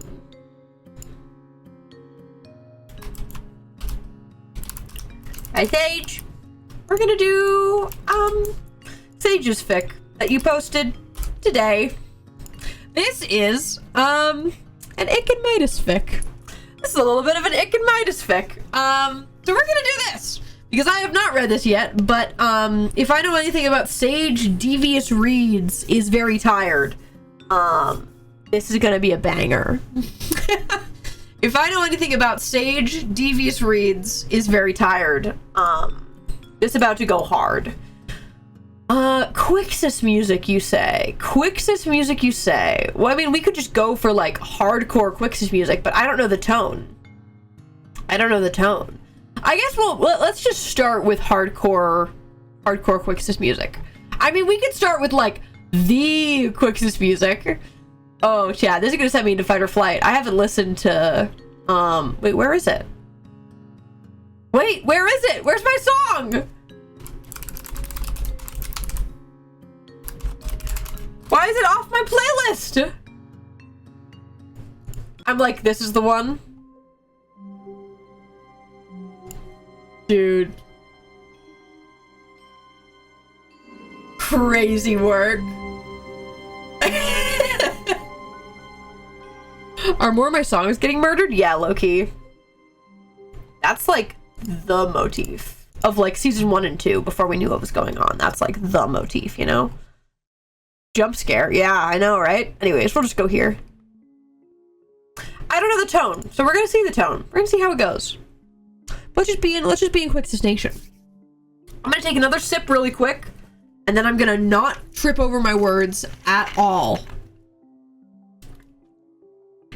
The tone is sad and upsetting? Great! Perfect! Let's do this. Alright.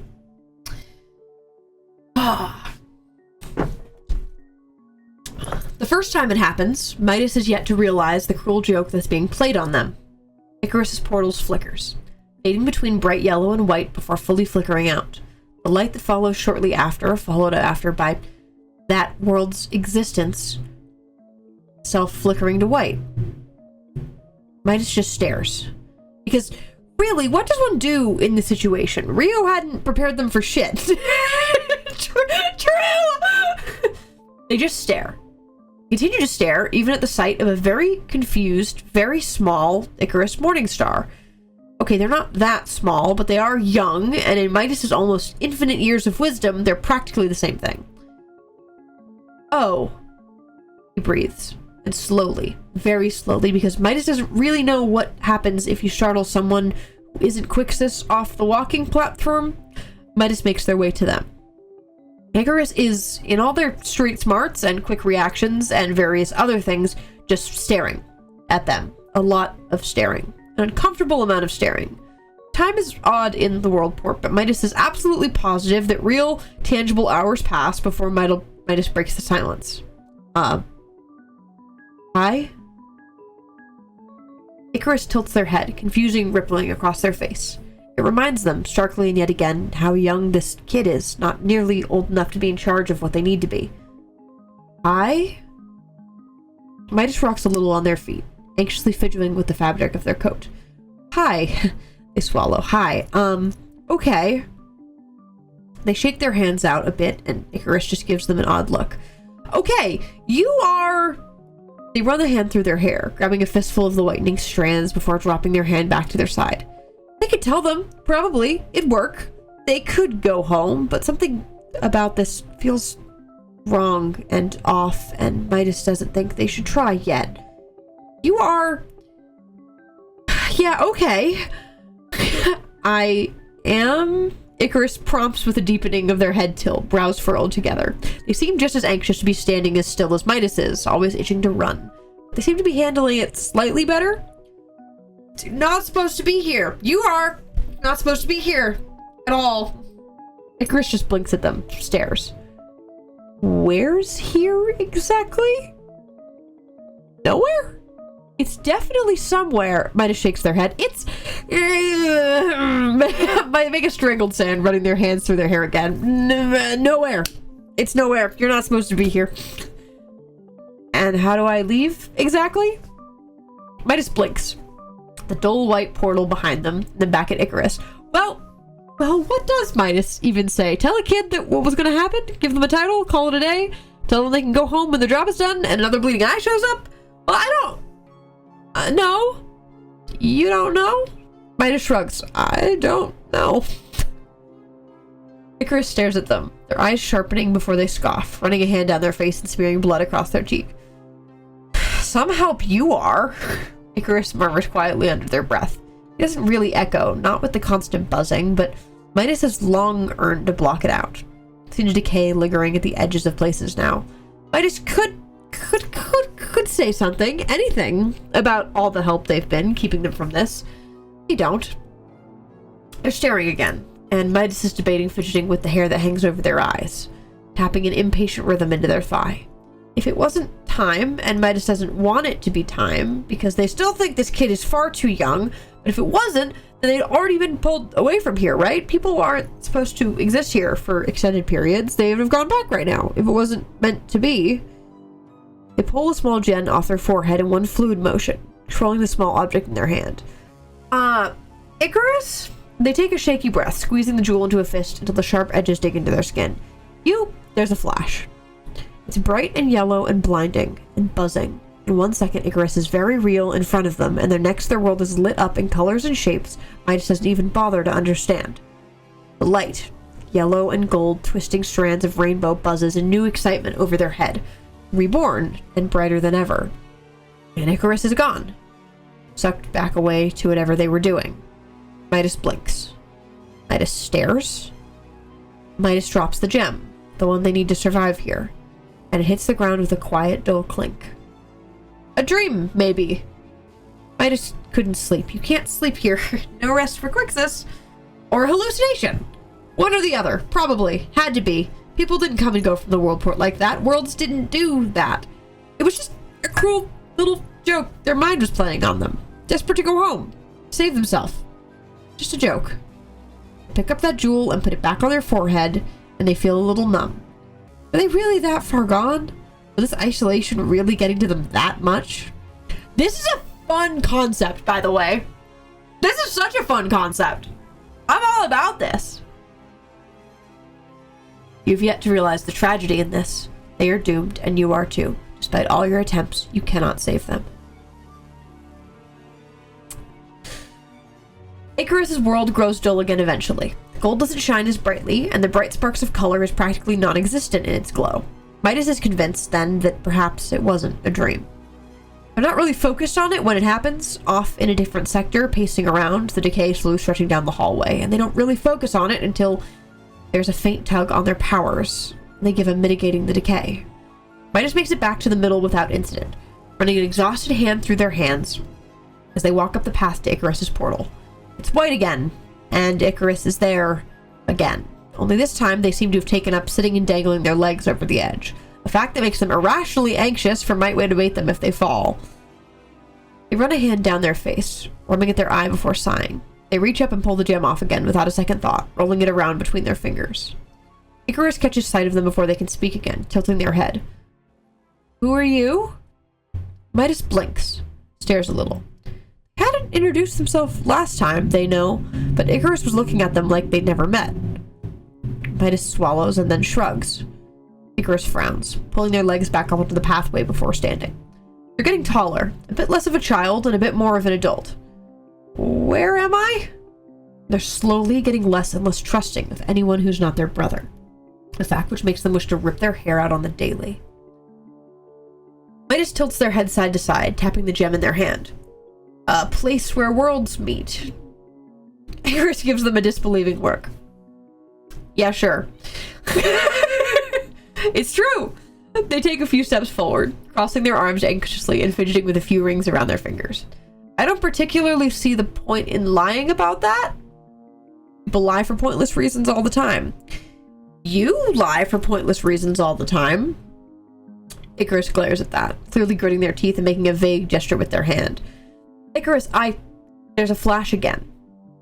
Icarus is gone. Again. They stare where Icarus was not seconds ago, and they stare at the portal, and then back and forth again for what an eternity may be a minute. What may be an eternity and what may be a minute. They sigh, rubbing their eyes and their hand through their hair. Just a joke. Again, probably. There's no point in trying to save them, Midas. It will only make it worse. By the 7th time it happens, Midas stops trying to talk to them. They don't remember their previous interactions. They get more hostile and bitter, less of a child and more of a jaded adult. The times they stay here always seem to vary. Sometimes it's a few short minutes, other times it's hours. No say is yet to stretch into days, but Midas is sure it'll happen eventually if this keeps happening. Midas has actually managed to give them the jewel at one point, place it into their hand and tell them to hold onto it tight, and tell them that everything that came with it. Despite it being held tight in their fists, they still managed to drop it when they get pulled back. Midas didn't touch it for a few days. Let it sit on the floor in front of Icarus's portal to let things fester. They finally picked it back up again. The decay has gotten infinitely worse. Midas can't find themselves as to care as much as they should. Midas doesn't think it's time yet anymore. They drift around the world port, more like a ghost than Quixis. They can't do very much for a dying realm, and they find Icarus does too, when they're there, walking halls with an odd look on their face, footsteps too light and too careful to be normal. They don't talk, Midas has learned, in a few short trips, how to avoid them, where they drift, where they hide. The buzzing is always a little quieter when they're here. The world port's calling its Quixis home. Abandoning them, are we now? This is so fun. This is so fun. This is fun. It keeps happening. Midas tries to keep them a few more times. Tries to give them the gem. Tries to simply hold on to them. It doesn't work. Sometimes they get desperate. When the decay crawls up the walls and stretches and morphs around the eyes etched into them and watches them, it knows. Sometimes they get this desperate and they sit and they claw and they punch at their portal because please, please let them keep them just this once. Let them fix this. There's no fixing this little ghost. You doomed him to this. You have to see it through. It happens again and again and again, and at some point Midas loses count of how many times Icarus slips through their fingers. It's easier to forget than to linger. The decay is doing nothing for their mind. It rots at it, eats away at it. It's easier to forget if there's nothing left to remember after all. When Icarus goes through the brown portal, and stays there for 2 weeks so their world is inaccessible, Midas just about implodes. Realistically, they know Icarus will get pulled back to their world as soon as it reopens. In practice, Midas doesn't care, and they'd really prefer the universe stops taunting them. Absolutely valid crash out. Like watching this guy show up in your world port, right? And then like nothing working, and then watching them go through another portal, and you're like, be so fucking for real right now. You did not just do that. You did not just, oh my god, oh my god, oh my god. and that's it. That is the bit. The second time they go to Rena's world, Midas just about implodes again. Icarus Morningstar and their ability to drive Midas insane, everyone.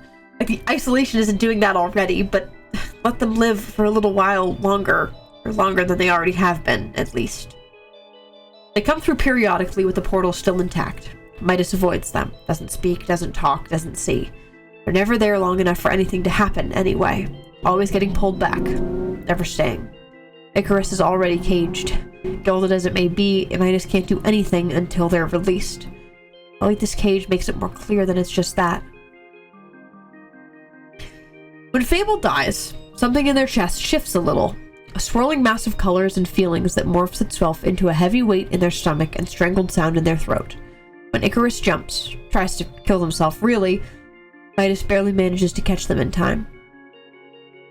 They don't really like thinking about the whole reset thing, not with Fable being the cause of it, or with Icarus dying, or they probably owe Icarus an apology for this particular instance because, gods, the poor kid just isn't allowed to die on their own terms or not. They just stare at each other. It's always a lot of staring. The portal is still there, but this feels right. What should have happened. Sort of. Almost. Close enough. Icarus blinks at them. Stares a bit. A lot. Mutters something to himself. Midas doesn't even bother listening to. Then, I'm not dead, am I? Midas tilts their head. A little smile dancing across their face. No. You're not. Then what's going on? The sound the side panicked. Midas almost feels bad. Instead, the Quixus just smiles, already spinning the gem in their hands. Something that should have happened a long time ago. They hold the gem out to Icarus, palm up, non-threatening. This is Quixus. And now it's your turn. Cutscene! Cutscene! You don't get to keep them. Not really. You don't get to stick around and see how they do, how they cope. Maybe that's just a part of the tragedy, that you're doomed to never know the fruits of your labor. It was all worth it. You'd like to think it is, even not knowing the outcome. You'll get to go home eventually. They'll be okay. You will be too. Eventually. Yeah! Oh, that's so good! Once again, Sage Devious Reads. That's also really interesting. Just from the stance of, like, this is something that, like, is so prominent in the, like, lore that, like, I've never seen addressed in a fic. I've never seen it addressed in a fic of, like, Midas's POV every time it is in there. I think that's fun. That was a banger. Thank you for that. Thank you for that lovely little fic. Sage Devious Reads is in fact very tired. Okay, let's do Orb. Getting to the world port was never the problem. Keeping them there is the problem. Because if Ick in the world port too fast, Fable rips them back. Yeah, there's also something to say about, like, the yellow portal being white, or like, off, basically. And that not being, like, the right situation. And then when Icarus goes and is there while it's, like... Well, I mean, yeah. The times they were there when it was yellow, they got pulled back pretty often. And the times when it was white, it's just not even... Horby Borbus! Let's Horby Borbus, shall we? Let's Horby the Borbies. This is a new fic that I believe was posted a couple days ago for the purpose of the fic reading stream that I haven't read yet. And I'm excited about it. I'm excited about it. I'm excited about it. So, let's do, let me get my little title ready. Boop. Boop. Boop. All right. I love now that I understand the orb. Oh yes. So we're gonna do And the People Were Dancing to the Music Vibe by Moonlight Bloop. Yeah, so this is the premises of what if they were awake without a game. So fic. And I'm excited. I have not read this. And there's so few orb fics that I could read in this stream.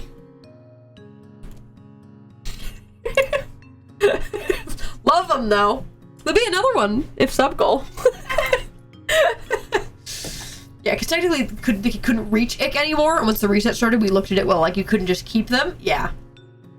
Yeah. Yeah. Why does Endure Emptiness have its own tag? Wait, what? Does it? Endure Emptiness Ouroboros Protocol? Dude! You know what I have to do.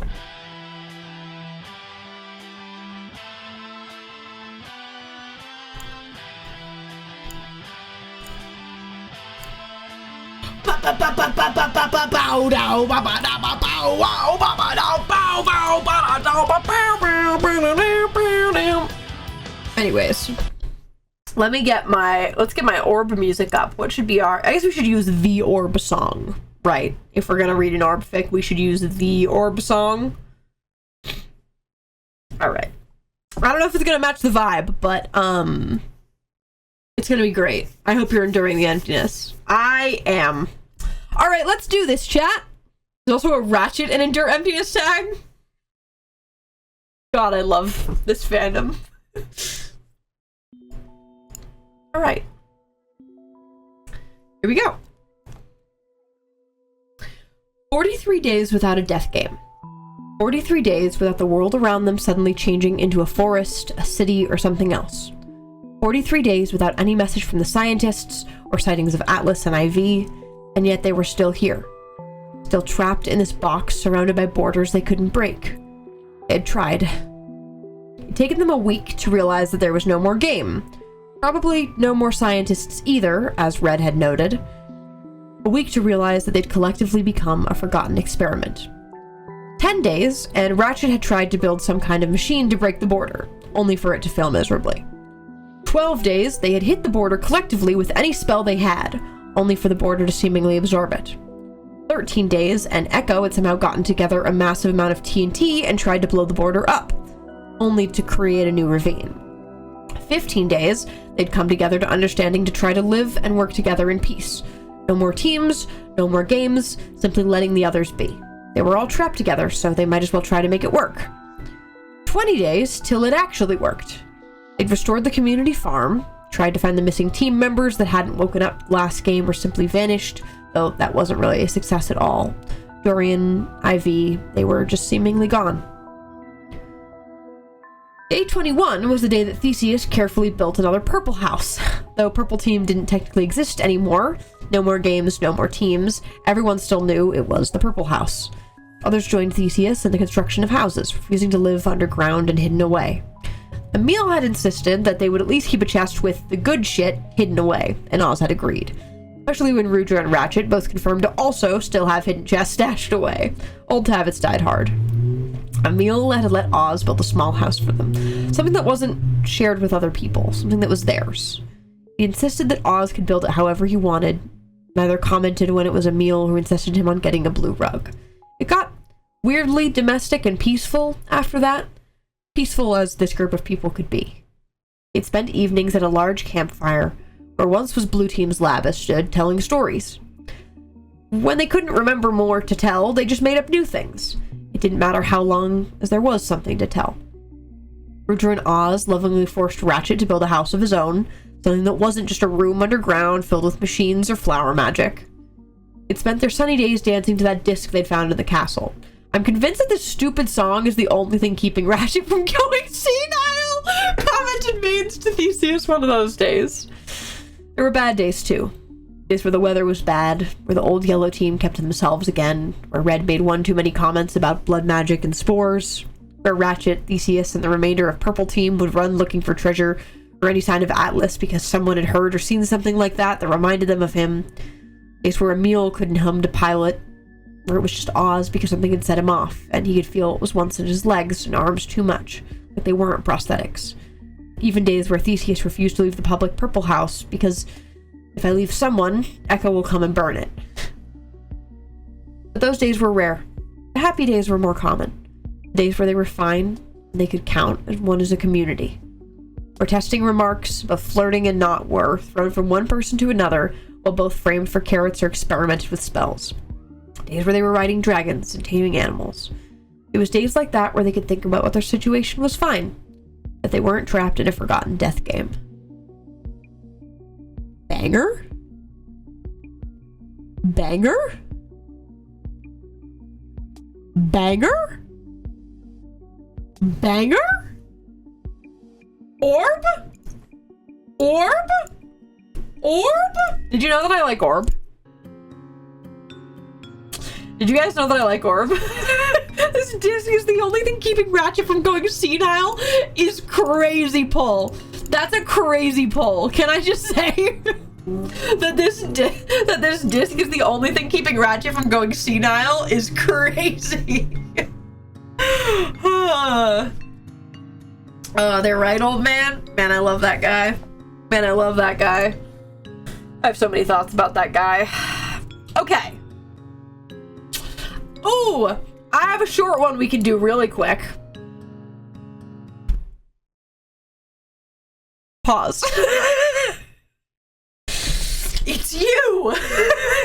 It's you! It's you that does it! It's you! You and your little paws! We cannot keep doing this, guys! Kirito, you didn't get to see it the other day. But ladies and gamers, thank you for the 56 subs! And what does this mean? What does this mean, chat? But that it is time to bang the gong! It is time to bang the gong! I need, okay. Are you ready, chat? It is gong time!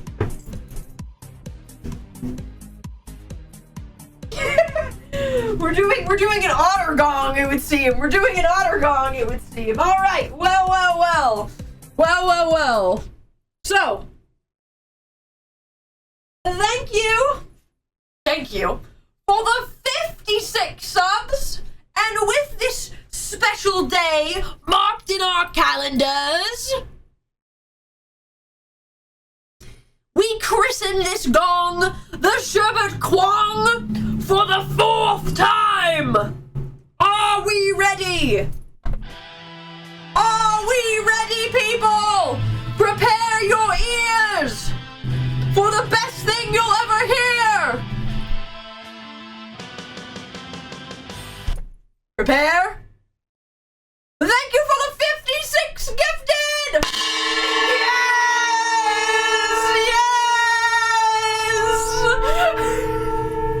It resonates, dude. It resonates. Endure the Kwong! Kirito, you're crazy. You're crazy. Thank you. I appreciate it. That sub goal. I feel like you could definitely hit it on in the beat drop. Yeah. Right now, we're kind of like we're kind of cherishing the sound of the gong that I don't want to taint it with music, but the beat drop of Endure Emptiness feels like it's a pretty good choice. Yeah. All right, chat. So that's sub goal, which means you get a little bit of a Ratchet Fic preview today. Oh yes. So chat. This is the first. Oh yeah, I'm trying to nap 15 feet away from you. Sorry, I be making shmoney. Sorry that these subs are busting. Did the gong like jerk you awake? Did the gong like jerk you awake? Because that'd be really funny. That'd be really funny. But thank you. Like, okay, wait. I'll do my little thank you. I know you know this, and I know that you know this, but thank you. I really appreciate it. It's a lot of gifted. If you got gifted, make sure to say thank you. We're at a point now, chat, where literally every person in chat is subbed, and that's so cool. That's so cool to me. That's so cool that's happening. I think it's neat. I think it's freaking neat.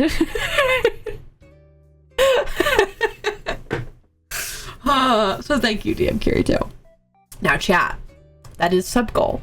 are you ready to take a little look at this canon fic that I've got here for you? Are you ready to take a little look at this canon fic? So I have, just for reference, I think what will be the first chapter that I will show you.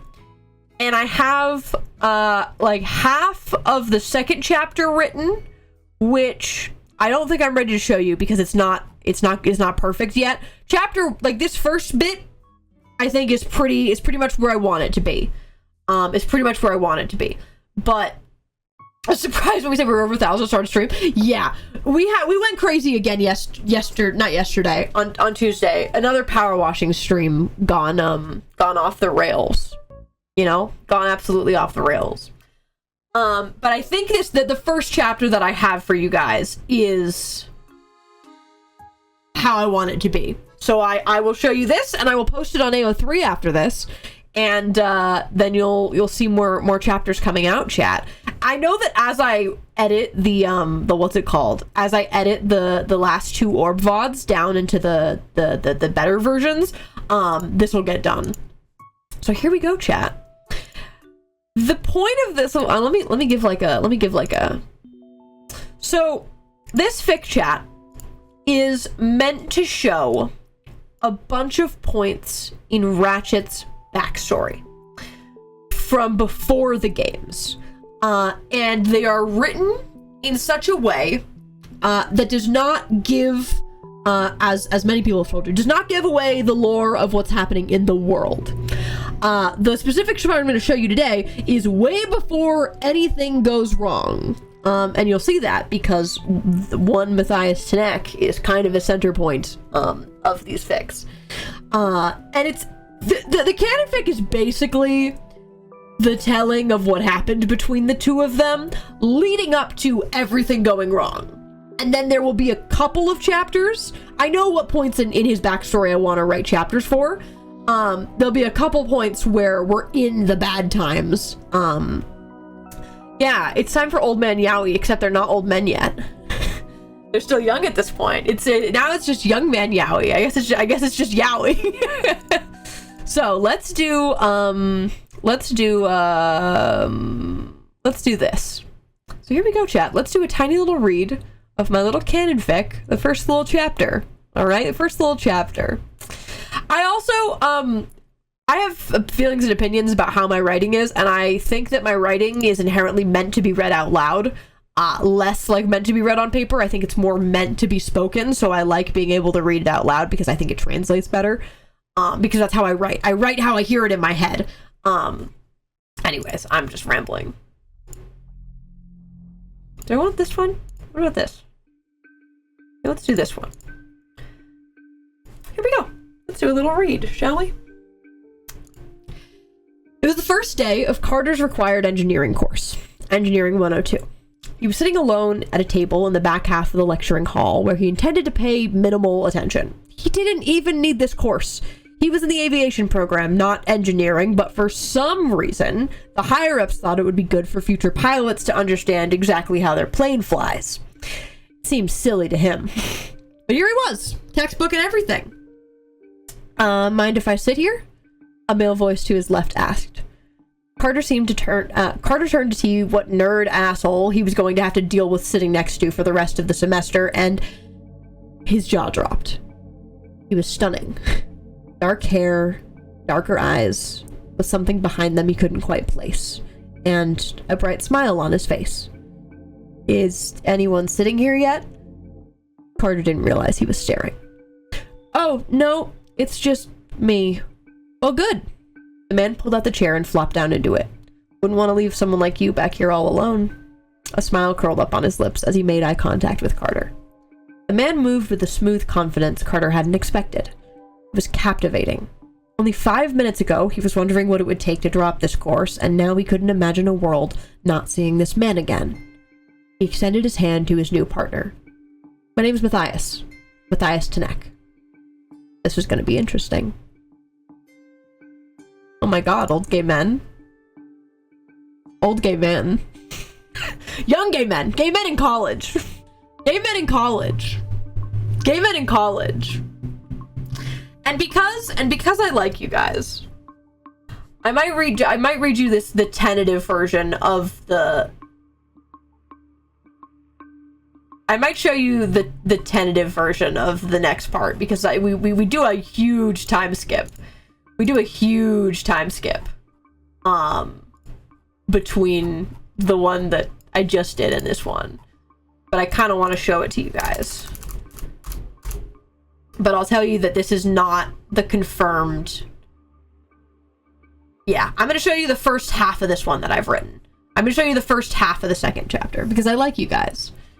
So not a ton gets explained in between, and that's kind of on purpose. But here you go, chat. I'm going to show you guys the start of the second chapter. Just a little bit more, because I like you. Because I like you and I like my freak.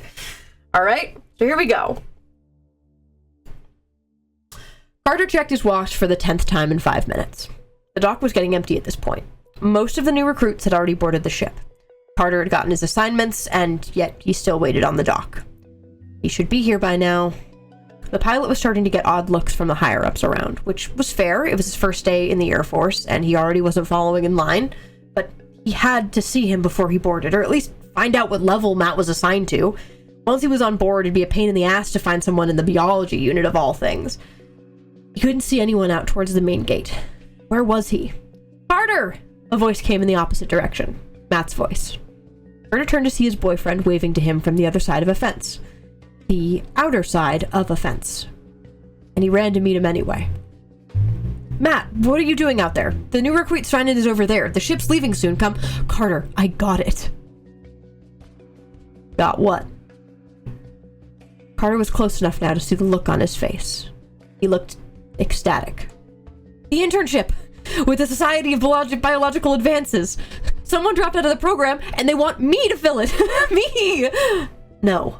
I told you that someone had to accept me eventually. No. That's all I'll give you of this one.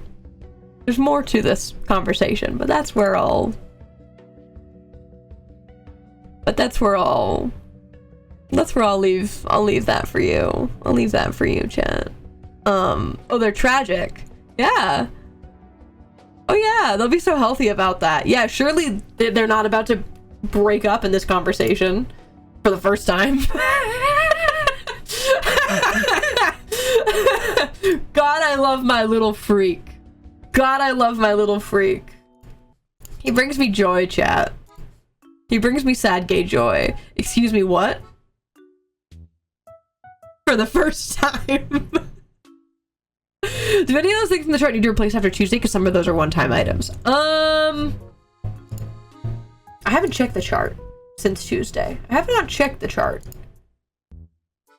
No. We didn't end up rolling the chart. We did other things. We did other things than the chart. We did worse things on the chart. The Yowie is doomed? Yeah, chat, I don't know what to tell you.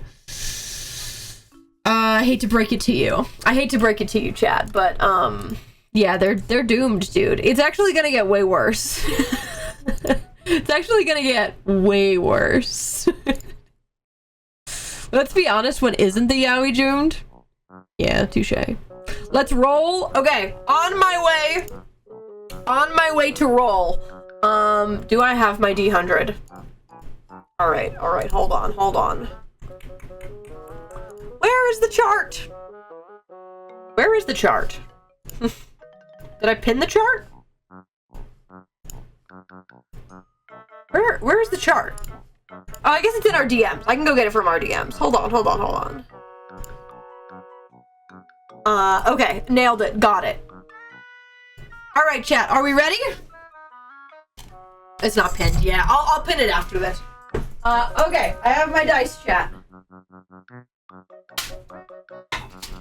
Oh boy. Top 10 things that can always go wrong. Rolling for sub goal. It could never go wrong. What do you mean? Alright, chat, here we go. Are you ready? Oh boy. Oh boy. Yeah, we actually hit some awful goals at the end of last stream. Alright, chat, I got my D100. Here we go. 63. 63. Whoa, focus. It did the focus. Wow. All right, what is 63? What? Hello?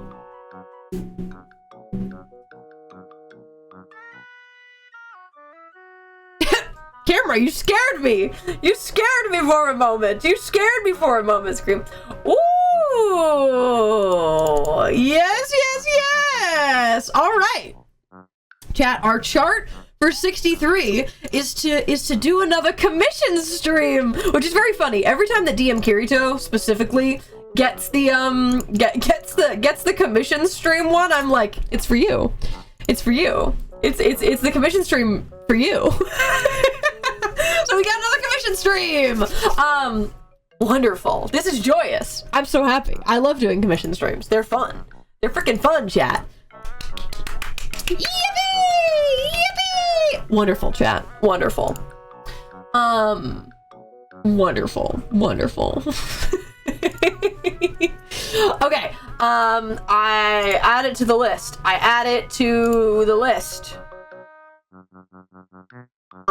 Cool. Amazing. Because we technically did that. Boom. Amazing. Cool. Stunning. Beautiful, chat. Beautiful. All right. Let's do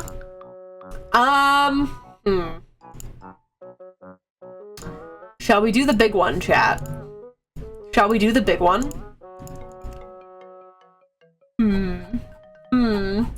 Oh, it's gonna take a minute to read. I know it's gonna take a minute to read. Oh, it's over the number that I would typically read, but I really want to read it. It's over the number yes, you should. Yeah. Okay, let's do it. Let's do it. We're doing it, chat. All right. Q Nation, it's time to rejoice. Q Nation, it's time to rejoice.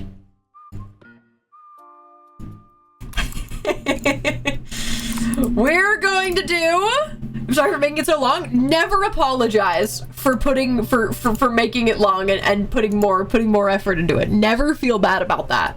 Never feel bad about that. All right, chat. Let's get what is amazing digital circus music vibe? Okay, let me go to Midas's playlist and find like the silly section of Midas's playlist. We'll do that. Because Midas has got some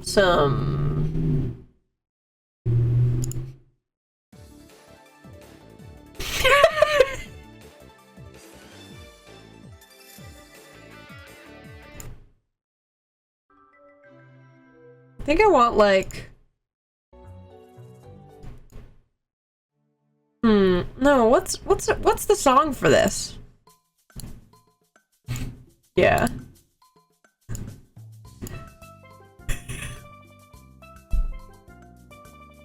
Let's stay here. This feels like the right vibe. This feels like the spirit of it.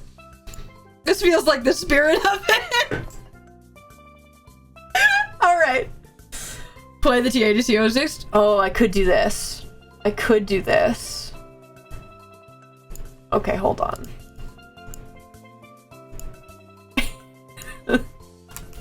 TAGC lo-fi is crazy. Oh, it really does exist. All right, let's do it. All right, we're doing this. Amazing. All right, Jen, you ready to lock in? Let's lock the heck in. So this is Adventure Gone Wrong, a Q56, the Amazing Digital Circus AU one-shot. I'm quite excited. So this has quite a few members of the Q, and it's gonna be fun. This is you guys. This is the you guys fic. Congratulations. Everybody go clap. Everybody go yippee. Everybody go yippee. All right, here we go. Midas Kane is crazy. And Midas and Lily, yes. All right, here we go. Midas flew back, watching their creation in full. Looks great. I'm sure they're all gonna have fun in there, Lily chimed in, flying over to Midas. Don't you think it's a little too big? They might get distracted and take too long, God wondered, looking down. The creation sure was big, and it certainly would take a while to complete, but they always underestimate their players. Maybe it's time to take Milo's advice and give him a harder challenge. Expert woke up with a headache, which seemed to happen way too often. They were both used to it, though, as silly as it was. It could never truly understand how possible... Whoa, hold on. My computer's tweaking. Why are you trying to restart my computer right now? No, I don't want to restart my computer right now. I'm in the middle of something. What the heck? They were used to it, though, as silly as that was. It could never truly understand how it was all possible if it wasn't even real. They were pulled from the brown dimension, but this was all digital, wasn't it? Existential dread aside, Expert sat on their bed, mentally preparing for being social soon, knowing Midas, a new adventure or challenge, as they like to call it, was awaiting. God, the cue is so amazing. Digital Circus fee. Coded, dude. Mirana woke up no better, her head hurting from a nightmare they didn't seem to remember. For some reason, nightmares hunted them often, but she could rarely remember what they were about. Didn't know whether that was Midas's fault or if her mind was simply playing tricks on him. They quickly stood up and tried to shake off the sleepiness, or at least the digital feeling of it, and headed off to Alita's room. She could use some time with her partner. Saranya woke up.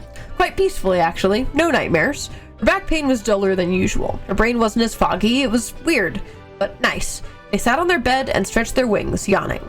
Seems like I woke up quite early. Midas hasn't called us yet, she thought, and stood up, going over to fix her mirror and fix their hair. Maybe today was going to be a good day. Midas came out of their portal and floated over to the rooms of their guests. Q Nation! We have a challenge today! They yelled out cheerfully, floating down the hall. Oh, Mirana, I see you're up and ready for today's challenge, Midas said, seeing Mirana come out of her room. I was actually gonna... The ally tried to say, but was quickly cut off. No time, everyone! We need all of you for the challenge! Midas announced once again, waiting to see everyone leave their rooms. The door with an eclipse symbol opened. Expert emerged from the inside. It wasn't surprising to anyone that they were up and ready so quickly. They never missed a challenge. Midas liked that. They appreciated the dedication. Soon after the door with 3 stars opened, Altair walked out of it slowly, waving a quick hello to everyone in the hall. After some more waiting, Midas got impatient and quickly snapped their fingers, severing everyone in the hall. Arlo groaned with annoyance, as if they weren't a fan of the instant teleportation. Lumi yelped in surprise, almost tripping over Ollie, accidentally smacking her with her tail. Alice was the smallest in the queue by far. People weren't used to noticing them right away. Sorry, Lumi quickly apologized. Ollie didn't seem to hold any hard feelings, but couldn't respond before Midas started talking again. Well, now that I have you all here, how about I explain what you're going to do today? Midas spoke loudly. You're all going to be teleported into a maze. It won't be any ordinary maze, however. It's a maze of horrors. Oh, they're so coded. God damn it. They're so Kane. They're so Kane and bubble coded. God damn it. Okay, I'm good. I just, like, I knew that, and, like, this is making the reality set into me. This is, like, the reality of it setting in. And the fact that it's so blatantly them. It's literally them. The AU writes itself. It literally is. Lily said with her high-pitched, bubbly voice. That could only mean good things, right? Well, yeah, you could call it that. Your goal is to beat the maze. Midas finished talking. That's it? Just beat the maze? Expert asked. It was suspicious of the little detail that Midas gave. Yeah, but what does beat mean exactly? That's for me to know and for you to find out. You will all be separated once you enter the maze, so good luck finding each other, Midas exclaimed way too cheerfully, making everyone worried. God, this is making me want to cosplay Kane even more now, dude. He's exactly my kind of freak. Miranda and Alita, who were already standing together and holding hands, hugged quickly. Expert, Saranya, and Altair exchanged worried looks but didn't say anything. Midas quickly interrupted the silence by snapping their fingers, and a portal appeared next to them. It wasn't clear what was on the other side, but the portal's colors swirled together, a mix of orange, red, blue, and green. Come on, everyone, it's challenge time! Midas ushered them to go quickly, and everyone made their way through the portal. On the other side, they all appeared in a small box, right above what they could only assume was the maze. It was covered, though. It seemed like Midas thought about the possibility of cheating. Nobody got a good look at their surroundings as quickly after going through the portal, and dreaded their finger snap was heard again, and everyone disappeared from the small box. Everyone appeared in different parts of the maze, equally separated. The maze was odd, to say the least. It was dark, decorated with spider webs, wither roses, several various containers and mob spawners here and there. Milo was the first to realize something was wrong. It wasn't a normal maze. Milo was darker.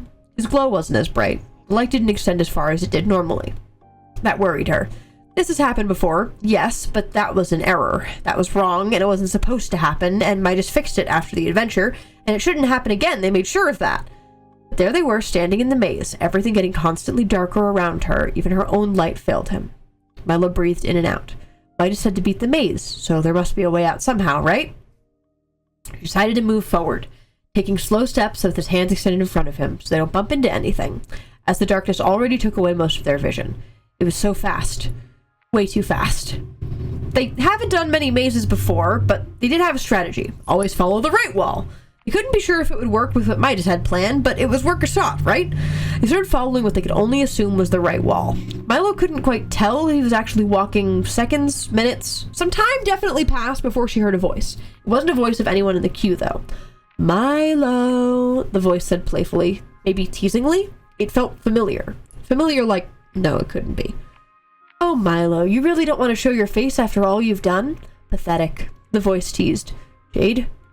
Jade, where are you? Milo spoke into the darkness. It couldn't be her, right? So now you want to know where I am. Bit too late for that, isn't it? You left me. Jade's voice spoke up again, a sign of bitterness at the end of the sentence. Was it really them? But they shouldn't be in the queue.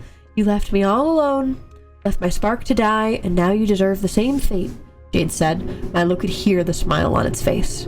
Before they even realized what was happening, Milo's light completely died out. Darkness. Pure darkness consumed them. Milo's light was gone, the warmth of it gone, the last bit of comfort and safety completely erased. And by his love? By Jade? Jade, where are you? Milo cried out, instinctively hugging her shoulders. Jade, please, I'm sorry. Please come back. Please? Nothing. No answer, no teasing voice, no noise at all. Pure silence and emptiness and darkness. That's all that was left, and it crushed Milo slowly. Emptiness, you say? No, sorry. Apologies. I can't stop when I see a funny. I can't stop, chat. Emptiness, you say? Okay. Alita wasn't sure what to think of the maze. They wanted to get out as quick as possible. It had creeped her out, to say the least, but Boy knew how to fight, so any obstacles shouldn't be a problem. She walked the halls of the maze slowly but steadily, constantly expecting some kind of obstacle. Blah. Midas said to beat the maze, so it was suspicious that nothing has happened yet. It'd be so unlike Midas to have no danger in such a challenge. So far, Alita hadn't even seen or heard anyone else. Boy wasn't really focused enough to get a look on how big the maze was, but surely they should have seen someone by now. After what felt like many minutes of walking in the dimly lit maze, Alita finally heard something other than their own footsteps. Oh, one. Feeling lost? No, she couldn't reach them here. This was bound to happen eventually. You cannot escape me. She couldn't see where the voice was coming from, but she knew exactly who it belonged to. Alita stopped in her tracks, a frozen mix of confusion and panic. She couldn't be here. She shouldn't be here. I'm here to take you home, O1. The voice seemed closer and closer, even though Alita wasn't moving. Before Voy could do anything, the invisible voice showed its form. From behind the corner came out a person Alita hated so much, Cassandra, her own mother. Surprised to see me? You shouldn't be, sweetheart, she said teasingly, a wicked smile on her face, her eyes as cold as ever, her hair somehow bright in the darkness. Alita flinched and took a step back. You should have expected I'd come back for you. You cannot escape me, even here. She spoke once again, slowly getting closer to her child. Besides, why would you want to stay here? You could have a way better life with me. Shut up! That's just not true, Alita said with a shaky voice, slowly backing up. Oh, but it is! Who's here to save you now, huh? Nobody's here to help you. But if you come with me, I'll be able to help you. I'll make you useful again. Cassandra said with a no sound of poison in her voice. No! I have Mirana, and they're the only one I need! Alita reached a wall behind her, a dead end. Where is she now? I don't see her here. She's not here to save you. She can't make you useful or give you a purpose. But I can. Don't you want that? I don't want anything from you! Alita flinched as her mother's sharp gaze met her own. You never stop being my weapon, O1, and you never will. You're full of mistakes, and I can fix that. I can make you good again. Cassandra spoke in such a way that made Alita tremble. She was getting closer and closer. Boy wasn't alone, was she? They had Marina, and they interacted with Arlo and Expo before, right? Milo was nice too. She wasn't alone. She wasn't. If you're not alone, where are your friends then? Who's here to save you? Cassandra asked, as if she was reading their mind. Alita flinched. She was so tall, and yet in this moment they felt so small. Her mother towered over her. Before she could react, Cassandra grabbed the Void by the chin, digging her sharp nails into their skin. He gasped in pain but didn't let go, and Alita was scared. Yes, I love Maze of Horrors. Yes, put Q Nation through the ringer. Yes, yes, quite. Yes. Something's wrong with me, chat. Something is deeply wrong with me. Sarania walked calmly through the maze, keeping her hand on her sword. The maze wasn't anything special, cobwebs and wither roses here and there, but nothing that particularly interrupted her. They drew their sword when they heard sounds of mobs coming from somewhere in the walls. They stumbled into a few zombies and skeletons, one witch, which wasn't especially dangerous. She wondered how the others were doing, how Experimentality were doing. Their thoughts quickly got interrupted by 2 more zombies in their path. After she killed them, she entered a bigger space in the maze. A room? It was pretty open, although small. She hadn't found an open spot like that before. She stepped into it cautiously. The second Sarania's body was in the room, the walls locked behind her with a loud thud, just fully shut. She jumped at the sudden noise, then quickly looked around and realized there was no way out of the maze now. Suddenly her wings started hurting like hell, as if someone had ripped the feathers and twisted the bone in a way they weren't supposed to move. She fell to the ground, yelling out in pain. They couldn't even fully process what was happening to them before a bunch of mobs spawned in around her. She managed to stand up before any of them attacked her, but her stance wasn't stable, and their wings hurt bad. This resulted in her eventually being cornered, attacked by mobs left and right. She couldn't die, not there. She didn't want to lose. Mobs were slow at attacking, and eventually she managed to kill them all. Panic ran through their head as she stood up again, holding the nearby wall for support. "What the hell is this?" Sarania yelled out, hoping maybe Midas would appear and explain something. All of a sudden, the room started changing in front of her, as if in response to her voice. She jumped in, seeing shapes formed out of nowhere, created something she couldn't understand. White matter simply appeared and molded itself into furniture. She couldn't understand anything that was happening. Usually would have known what to do by now, but this challenge was weirdly confusing. Before Sarania could think any more about it, she blinked and looked around her room again.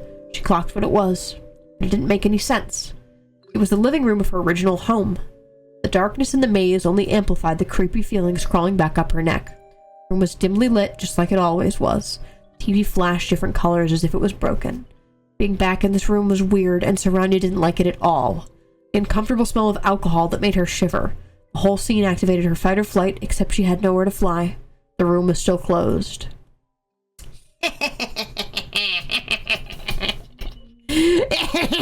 Okay. I'm freaking devious, bro. Expert quickly started walking through the maze after being teleported. As always, X wanted to win the adventure, but immediately got suspicious of what Midas has made, as the maze wasn't, well, dangerous. There were some mobs here and there, some wither roses on the floor, cobwebs on the wall, but that was it. There was no twist, no rooms, no ending, just walking. So Expert walked, their scythe in hand, ready to attack at any moment. Something wasn't right, they could feel it. But it wasn't intentional, Midas would say something. They didn't know how long they were walking for, but they felt like they were walking in circles. Every wall so similar to the previous one, it was starting to drive them mad. Was that the challenge? To not go crazy in this maze? That didn't seem like something Midas would do. It wouldn't be that simple. Out of nowhere, Expert heard a nose behind them. "Hey," it spoke. Expert flinched at the noise and hastily swung their scythe in the direction of the voice. The body he managed to hit got sliced right through the stomach, going through the entire body and back out, seemingly not hitting any bones. Expert surprise only grew bigger when the body started spilling out XP orbs instead of blood and simply perishing. The orbs fell to the ground and created a small pool. For a second they started floating up, like gravity had been changed. They seeped back into the body, creating a stable form once again, just like Expert's would. "Who are you?" Expert looked up at the person's face. "What are you?" He changed its question, seeing what the face looked like. It was just like their own. "You. Can't you tell?" It spoke again with the same voice as Expert. They backed away a step, very much confused, but also a bit curious. "Well, why are you here?" Expert asked again, trying to get over the weirdness of speaking to yourself.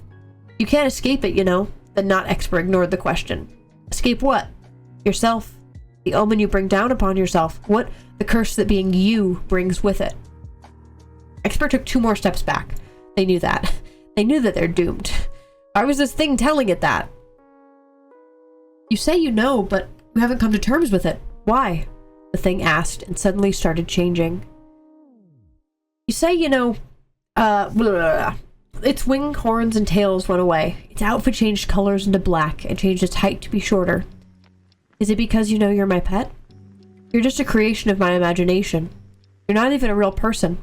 I can make you disappear at any time, and you'll never admit it. But you know that it scares you. I know it scares you because I made you.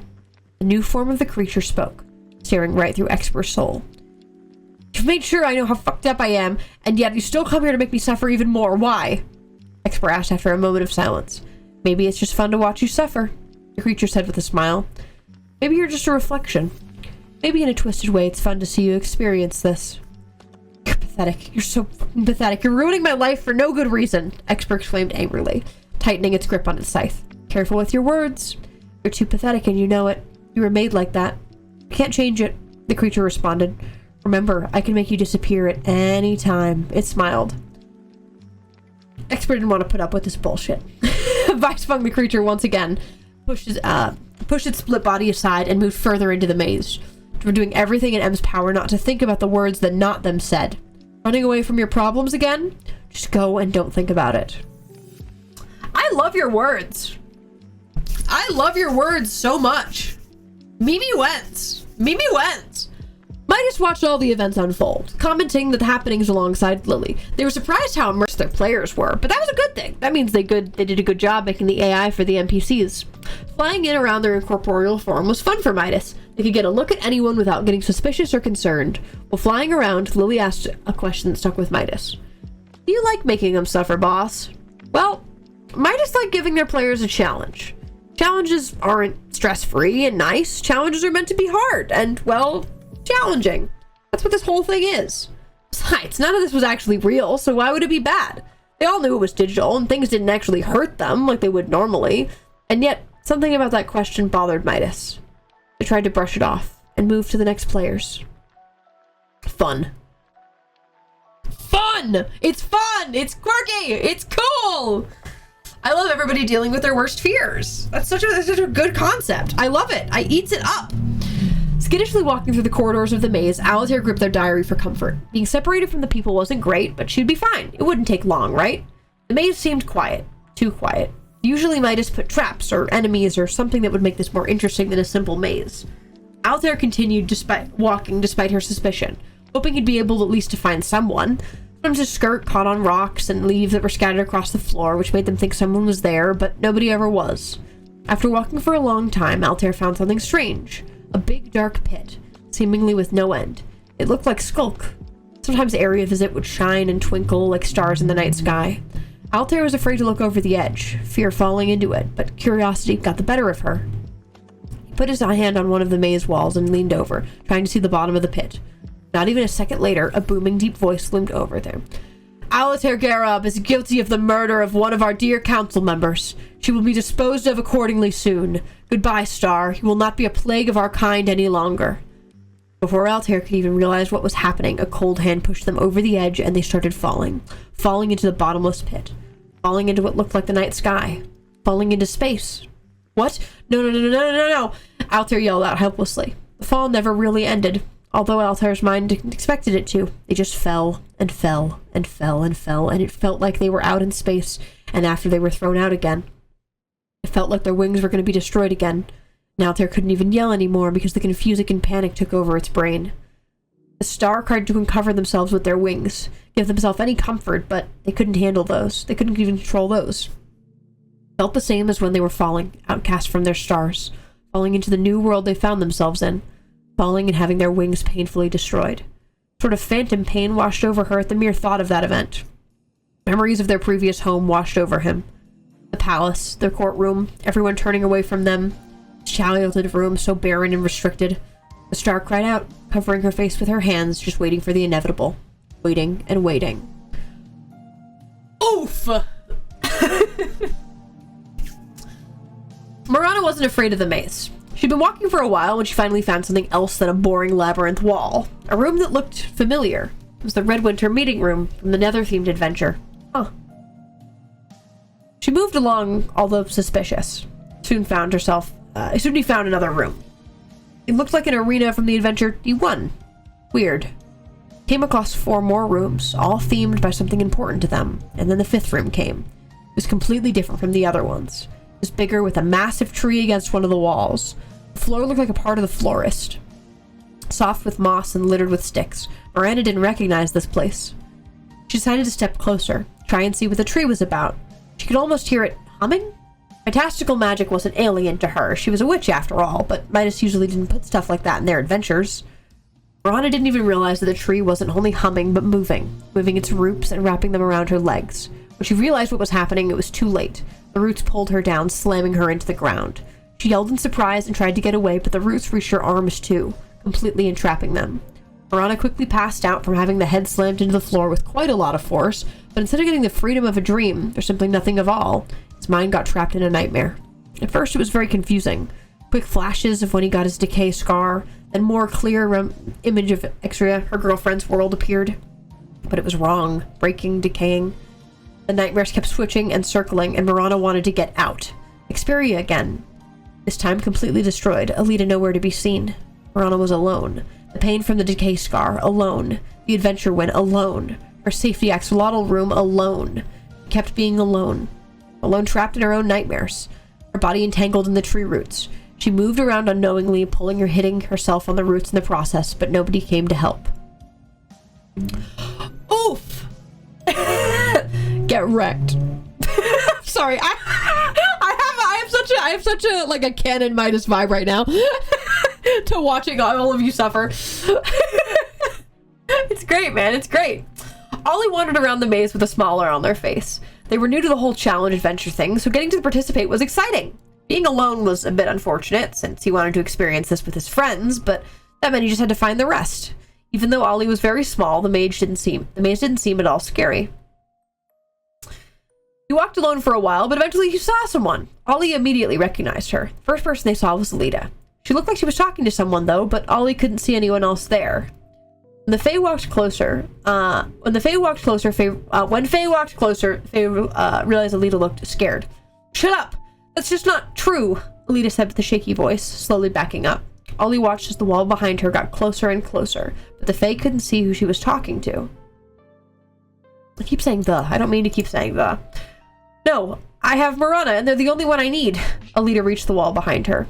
Ollie ran up to Void, trying to get her attention. But Vi was met with no response, and Alita scared to face to look at. "I don't want anything from you," Alita finched. Ollie looked at them with surprise, not sure if she's talking to V or not. "Alita?" Ollie tapped her leg, trying to see if she would respond. But it was like Void didn't see or hear or feel Ollie. He proceeded to get Void's attention for a while before giving up and deciding to try and find help somewhere else, because what he was doing clearly wasn't working. He didn't want to see Alita looking so scared, but he had no choice.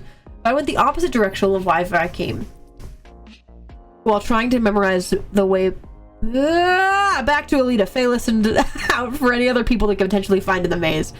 The next person they found was Exper. Exper was similar to Alita. Well, it normally looked distressed and displeased, but right now it seemed worse. When Ollie came closer, he realized it was also talking to someone.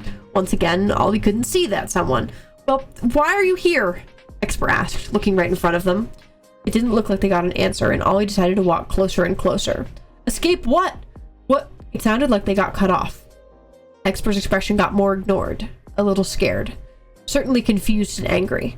Ollie climbed up Exper's surprisingly tall shoe and tucked in on his pants, trying to gain its attention. But it didn't seem like Exper noticed Faye. He tried harder, but to no avail. Exper either didn't see him or simply ignored him, which they did quite often, but perhaps for a valid reason this time. Ollie quickly jumped off when Exper started moving. I landed on the ground, and a second later, Exper was already running. That's not good. Their legs will hurt after that, Ollie thought, but didn't follow. Faye decided to go further into the maze, seeing as it couldn't help either of the people it saw. Couldn't help. That was new, but she couldn't give up. Reading prolonged, difficulty increased. Yeah, this is like Neo Prime Round final boss, and I'm doing it. But it's throwing me off like sentence structure wise, but I'm doing it. Neo pronoun final boss. All right, we continue. We're getting there. As Libby wandered around the maze, she couldn't help but feel like it was getting darker and darker and darker. She felt the left side of her face started itching. She stopped watching and touched her face. It can't be backed. They murmured, trying to feel their skin. With no mirror around, they couldn't be sure, but ever since they were transported to the maze, the left side of their face has been getting darker and darker, just like the maze around them. The weird sickness that appeared to them before the previous adventure was back. And soon after discovering that, the maze walls started becoming darker too, almost void-like, the very thing that caused the sickness in the voice place. It's not supposed to spread this fast. Why is it back? Lemmy muttered to herself, trying to calm down.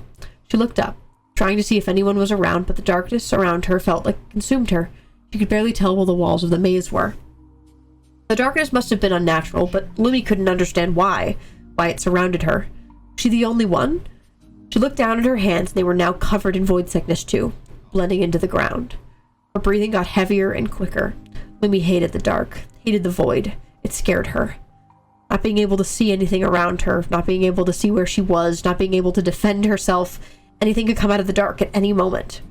And as if the world was reading her mind, they heard a voice somewhere out in the maze. It was familiar. It took a second for Lumi to realize who they were. Altair? Lumi sent a question into the darkness. Nobody responded. Altair, are you there? Lumi asked again. I'm scared, they mumbled quietly. Neither of us are supposed to be alive, are we? Altair's voice rung in Lumi's mind. They couldn't pinpoint a direction of where the voice was coming from, but it sounded way too real to ignore. What do you mean? She tried to call out, but her voice was shaky. I'm a star that's supposed to be dead. You're not supposed to be alive either. We matched like that. The voice of Altair echoed around. Altair, what? They tried to shout, but quickly lost their balance as something touched their leg. They screamed with fear and jumped in surprise. Even though they tried to look at what it was, she couldn't see anything. Her mind immediately entered panic mode. She wouldn't care about the ominous Altair voice. She started running, completely forgetting that she was in a maze, except for the impact of running into a wall never came. She ran, keeping her tail as close to her as possible. They didn't have time to make sense of the whole situation. They just needed to run. Away from the ominous voice, run away from whatever touched their leg, run and maybe reach the end of this creepy adventure. Alright. Taking a little sippy. Let's do this. We're doing this, chat. We are freaking doing this. Arlo was exploring the maze without too much trouble. Sometimes they found random chests or mobs, but nothing suspicious, which was weird. Midas didn't exactly specify the rules, and was simply walking through the maze didn't feel correct. After a while of walking, he considered calling out for Midas. They never made an adventure where nothing happened, but then the walls around them started changing, so they kept going. And then he saw it. The town hall. It was so clear to him, a place that he spent so long working on before him once again. His feelings were immediately complicated. He wanted to cry at the sight of the town hall, remembering how it was destroyed, but he was also happy, seeing it again in its full glory. How it fit into the maze didn't even cross his mind. However, after the brief shock, there was confusing. Why was it here? How was it here? Arlo couldn't really find an answer for either of these questions. Instead, they decided to explore, excitement and curiousness taking over. Maybe Midas could place it somewhere in the queue so it would stay there forever. The inside was exactly how it was the first time. Every piece of furniture looked untouched, right where he first built it. It felt surreal. Arlo explored the whole bottom floor, soaking it all in. They didn't expect to see this place ever again, and yet, here it was. As they were walking up the stairs, they smelled something weird in the air. At first, they couldn't recognize what it was, but it quickly got worse and worse. Then it clicked. Smoke. Fire. Panic immediately entered Arlo's brain. Not again. It couldn't happen again. Why was it happening again? Nobody's even here. It's not possible. With tear-filled eyes, they headed down the stairs. He didn't know how, but the downstairs was even worse. The sight brought him to his knees. He couldn't help but cry. Everything was burning. Again. It didn't take long for Arlo to fall unconscious. The whole thing not being real didn't cross their mind. Smoke and tears locking up their nose as their throat felt real. My town hall! Experience it burning again. Experience it again. I'm awful. It's great. Ember woke in a panic. They didn't know where they were or what was happening, but they knew one thing. There was a fire. Fire. So much fire around them. They cursed Arlo quietly in the back of their mind. They quickly stood up, which was not a good idea as it immediately lost balance. They managed to fall through and quickly looked around. Fuck. Everywhere was fire. They didn't know what Arlo could have possibly been doing to end up in that situation, but they couldn't think about that. Not when there was fire everywhere. Ember needed to run. Not knowing where they were made that harder than it already was. They decided to head towards what seemed like might be an opening, but a burning wooden beam fell just in front of them. Fuck. The other way around, it looked like there might be an exit through a window as the pane blew up from the heat. Part of the upper floor caved in, totally blocking the way to the window. Why? Ember spotted the remains of what looked like the main entrance. The path wasn't clear in the slightest. wood beams in the way, but there was a small opening. They started heading there, cursing Arlo in their mind. The fire everywhere was overwhelming, and they couldn't outrun it. It was hard to breathe because of all the smoke, and they were horrified. The flames kept licking at their boots and legs, never quite catching on fire, but adding to the stress Emran felt. The heat, smoke, and stress made it cry, which made it much harder to see, and then it fell right next to a flaming beam. It coughed and tried to get up, but failed. Tried again. The beam on their back. Fuck, the fire was everywhere. Skulky boy in the fire, what will they do? Die! Ollie's adventure to the maze continued. They didn't see anyone for a long while. The first thing that raised suspicion, there was a tree that towered over the maze walls. Didn't seem normal. No other place had any structures. Ollie decided to check it out. Took him a bit to actually find the tree. He was in a maze after all. The tree looked very out of place. Ollie thought it was very pretty though, and decided to investigate closer. The tree was a pretty willow tree. However, it had some withered branches, and at first Ollie didn't notice, but when Faye heard noises coming from the big lump of roots, Faye got curious. The noises didn't sound good. Someone was in pain. Ollie could tell that much, but the roots were too dense to tell who or what or how. Ollie started getting concerned. Why was this happening? Midas usually let them get scared or confused, but this seemed a bit too much.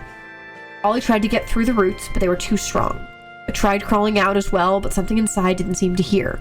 It decided to do the only thing it knew could help, and that's move forward.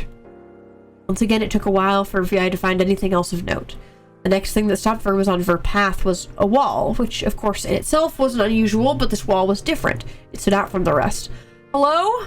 Anyone there? Huh? Ollie?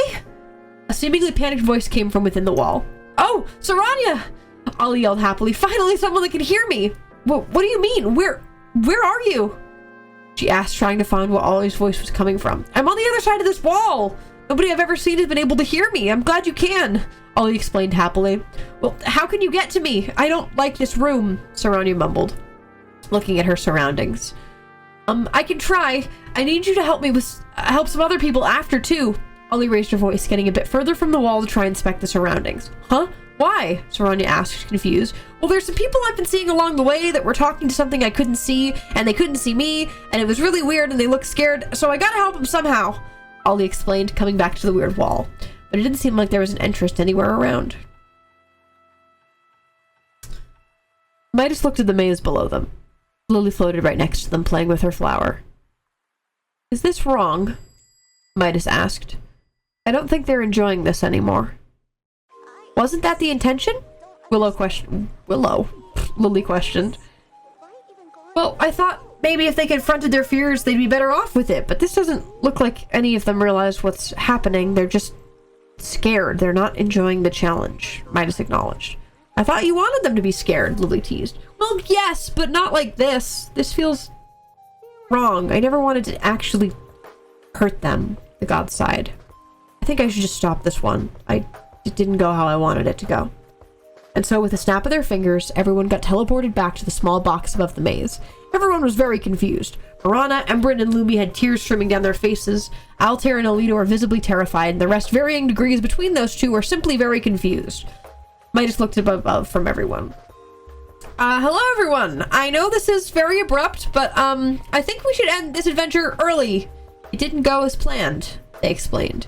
You think? I almost died in there, Embrin yelled with a shaky voice, tears still falling down their cheeks. Well, you wouldn't have died! Remember, it's all digital! Midas tried to defend himself. But it still hurts us, Milo quietly shouted, head still looking down. You normally don't mind that stuff, Midas argued, having done similar level adventures before, although this one might have been a bit extreme. Because we never tell you, Marana yelled out, raising their head toward Midas while hugging Alita. Their voice sounded clouded and unsteady. Well, how am I supposed to know what's too much then? The god looked around at everyone's faces. Nobody was happy. Maybe don't force us to go to these challenges. We can't leave. At least make it a little bit more pleasant for us, Saranya snapped. I'm trying my best. You've never complained before. I make these challenges and everyone seems to enjoy them. I need them to make you happy, Midas explained. We don't want violence, Midas. We don't want to be scared and anxious and whatever this was, Altair spoke out, looking at everyone around, seeing their terrified faces. We never tell you because it's scary to approach a god who scarred us before. It's a god who has unlimited power in a digital world. Midas was taken aback by Altair speaking out. They usually stayed quiet. Maybe that explains why. I know you want us to be happy, but putting us into these challenges isn't working. Some of us aren't thrill seekers like that, Expert stepped in. Expert speaking out was even more surprising to Midas. Maybe it wasn't as quiet as Altair, but it never spoke out against Midas. Even if this wasn't aggressive per se, they were still surprised. No, hold on. How was putting me in a flaming, falling apart building supposed to make me happy? Everett yelled out, coughing heavily right after. Alita looked at them with concern. Midas hesitated. It wasn't supposed to go like that. They tried to argue, but everyone noticed the hesitance in their voice. Expert looked at Midas, processing their emotions, but a tight hug from Saranya quickly distracted them. Alistair saw the two and followed in as well, glad to not be alone anymore. Everyone looked away, so they looked away from Midas with disappointment. Some more angry than others, some simply glad to be reunited with their friends. Midas didn't know what to do. He never considered that this was something that could happen. Never expected to disappoint their players so much, anger them, hurt them. And so, with a snap of the god's fingers, everyone got teleported back to the quartz hallway where their rooms were. Most people stayed in small groups talking about the adventure or comforting each other. Midas came back to their house as well. They started thinking, maybe it's time to tone down the violence. Banger? Banger? Banger? Banger? Hey, Midas, guess you also experienced your worst fear. Ha ha ha ha ha! Funny. That's very good. That was really, really good. I enjoyed that a lot. I enjoyed that a lot. That was wonderful. Okay.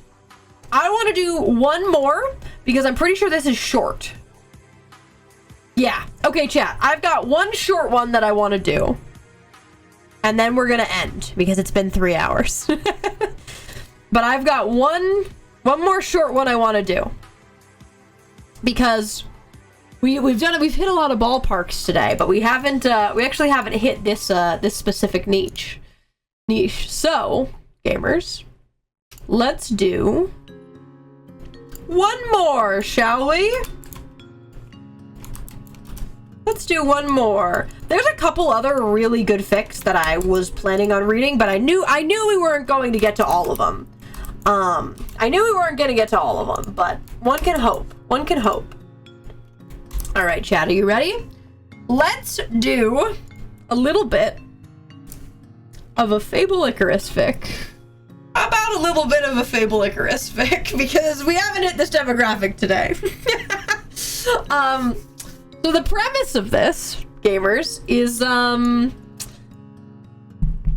returned Ick going to, visit Fable in Elysium.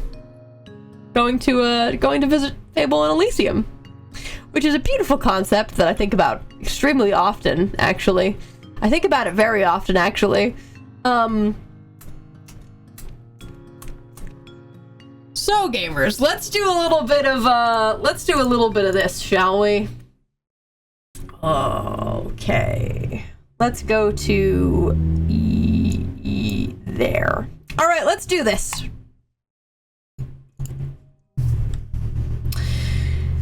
Do you see yourself in me? Are you sure you're ready? Ray asks one last time, taking Icarus's hand in his. They exhale deeply, squeezing their brother's hand. Yeah, as much as I can be, I think. Then he leads them forward until they see him. The appearance of the two brothers halting his pacing in its tracks. Vibrant yellow eyes, feathered yellow wings, a white streak of hair, tiredness etched into his face. Father and son. Identical eyes meet each other, and the two are frozen. Neither knows what to say, but 1,000 words pass in silence. Father is the one to break it. My boy, Icarus. I love you so much. If Icarus was frozen before, they don't know what to do. They would be now. Of all the words, those ones. They didn't know how to react, how to feel about it. Abel closes the gap in 3 large strides across the room. Something inside Icarus screams at them to get away, but they don't move, can't move. Unexpectedly, his arms wrap around them, squeezing them so firmly. It feels so safe, so good. Icarus realizes they still haven't said a word. Their mind races to find the correct thing to say, but it can't. There isn't one. They settle on, "Hi, Dad." It's not perfect, but it'll do. It doesn't need to be perfect. They don't need to be perfect, not for him, not anymore. They feel his shoulders tense, and when he pulls away from the embrace, his hand holding firmly to the sides of their shoulders, they see something so unexpected, it doesn't even register in their brain for a couple of seconds. Abel is crying. Not a lot, but a stray tear roused down his cheek. His eyes glistening with more. It feels so wrong to see, so alien. They realize that they've never seen their dad cry, or even seen him express so much emotion at all. It all puts a weird feeling in their stomach. Their brain and their whole body setting off an alarm bells that if he's crying, something is wrong. "I am sorry, Icarus." Hearing his voice shake, the feeble attempts at keeping it steady, their own eyes sting. The actual words take longer to process and feel even more unnatural. I don't know why I did it. If it wasn't for you, I don't know what. I find it so impossible to believe that I did that to you, and yet I did. I can never apologize enough. You're not quite the same either, are you? They both changed so much, and now they're both so similar. Perhaps much more so than before. They were the spitting image of him then, they're so much more now. I do not think so. Just as they thought. His memories being changed also changed him. He did it all for them. Thought it was all to get them back. Maybe that means they'll never get to understand him. Never get to hear him explain why he did it. Never get to watch him realize he was strong, and maybe that's okay. Maybe he's better this way, safer too. Maybe this way they don't feel bad about looking so similar to him. Maybe this way they won't feel guilty for the cinder of pride that they failed to stamp out since their return. Perhaps I can be better to you now. If you'll let me, of course. I can't help but the brief smile. The gratification that they've wanted for so long, but they can't. Much as their mind tugs at them to run through anything for his approval, they can't bring himself to give him that closure. I think you've done enough, Dad. His shoulders slump, his hands slipping away. Father and son fall back into silence. So much to be said, and yet neither knows how to quite to say any of it. Icarus feels ready to go. They're sure they'll find themselves back here plenty of times, staring into the mirror that is their father. Icarus breaks the silence this time. I love you too, Dad. They're not lying. In fact, they wish so much that they were. They wish so viscerally that they could hate them, that they could bring himself to yell at him and scorn him for what he did, how he built them. He clearly did an excellent job, even at the depths of their own mind. All they care for is his approval. They take a small step backwards, before finally managing to tear their gaze away from his eyes. It isn't until their back is turned that the tears begin to fall. Another habit of his design.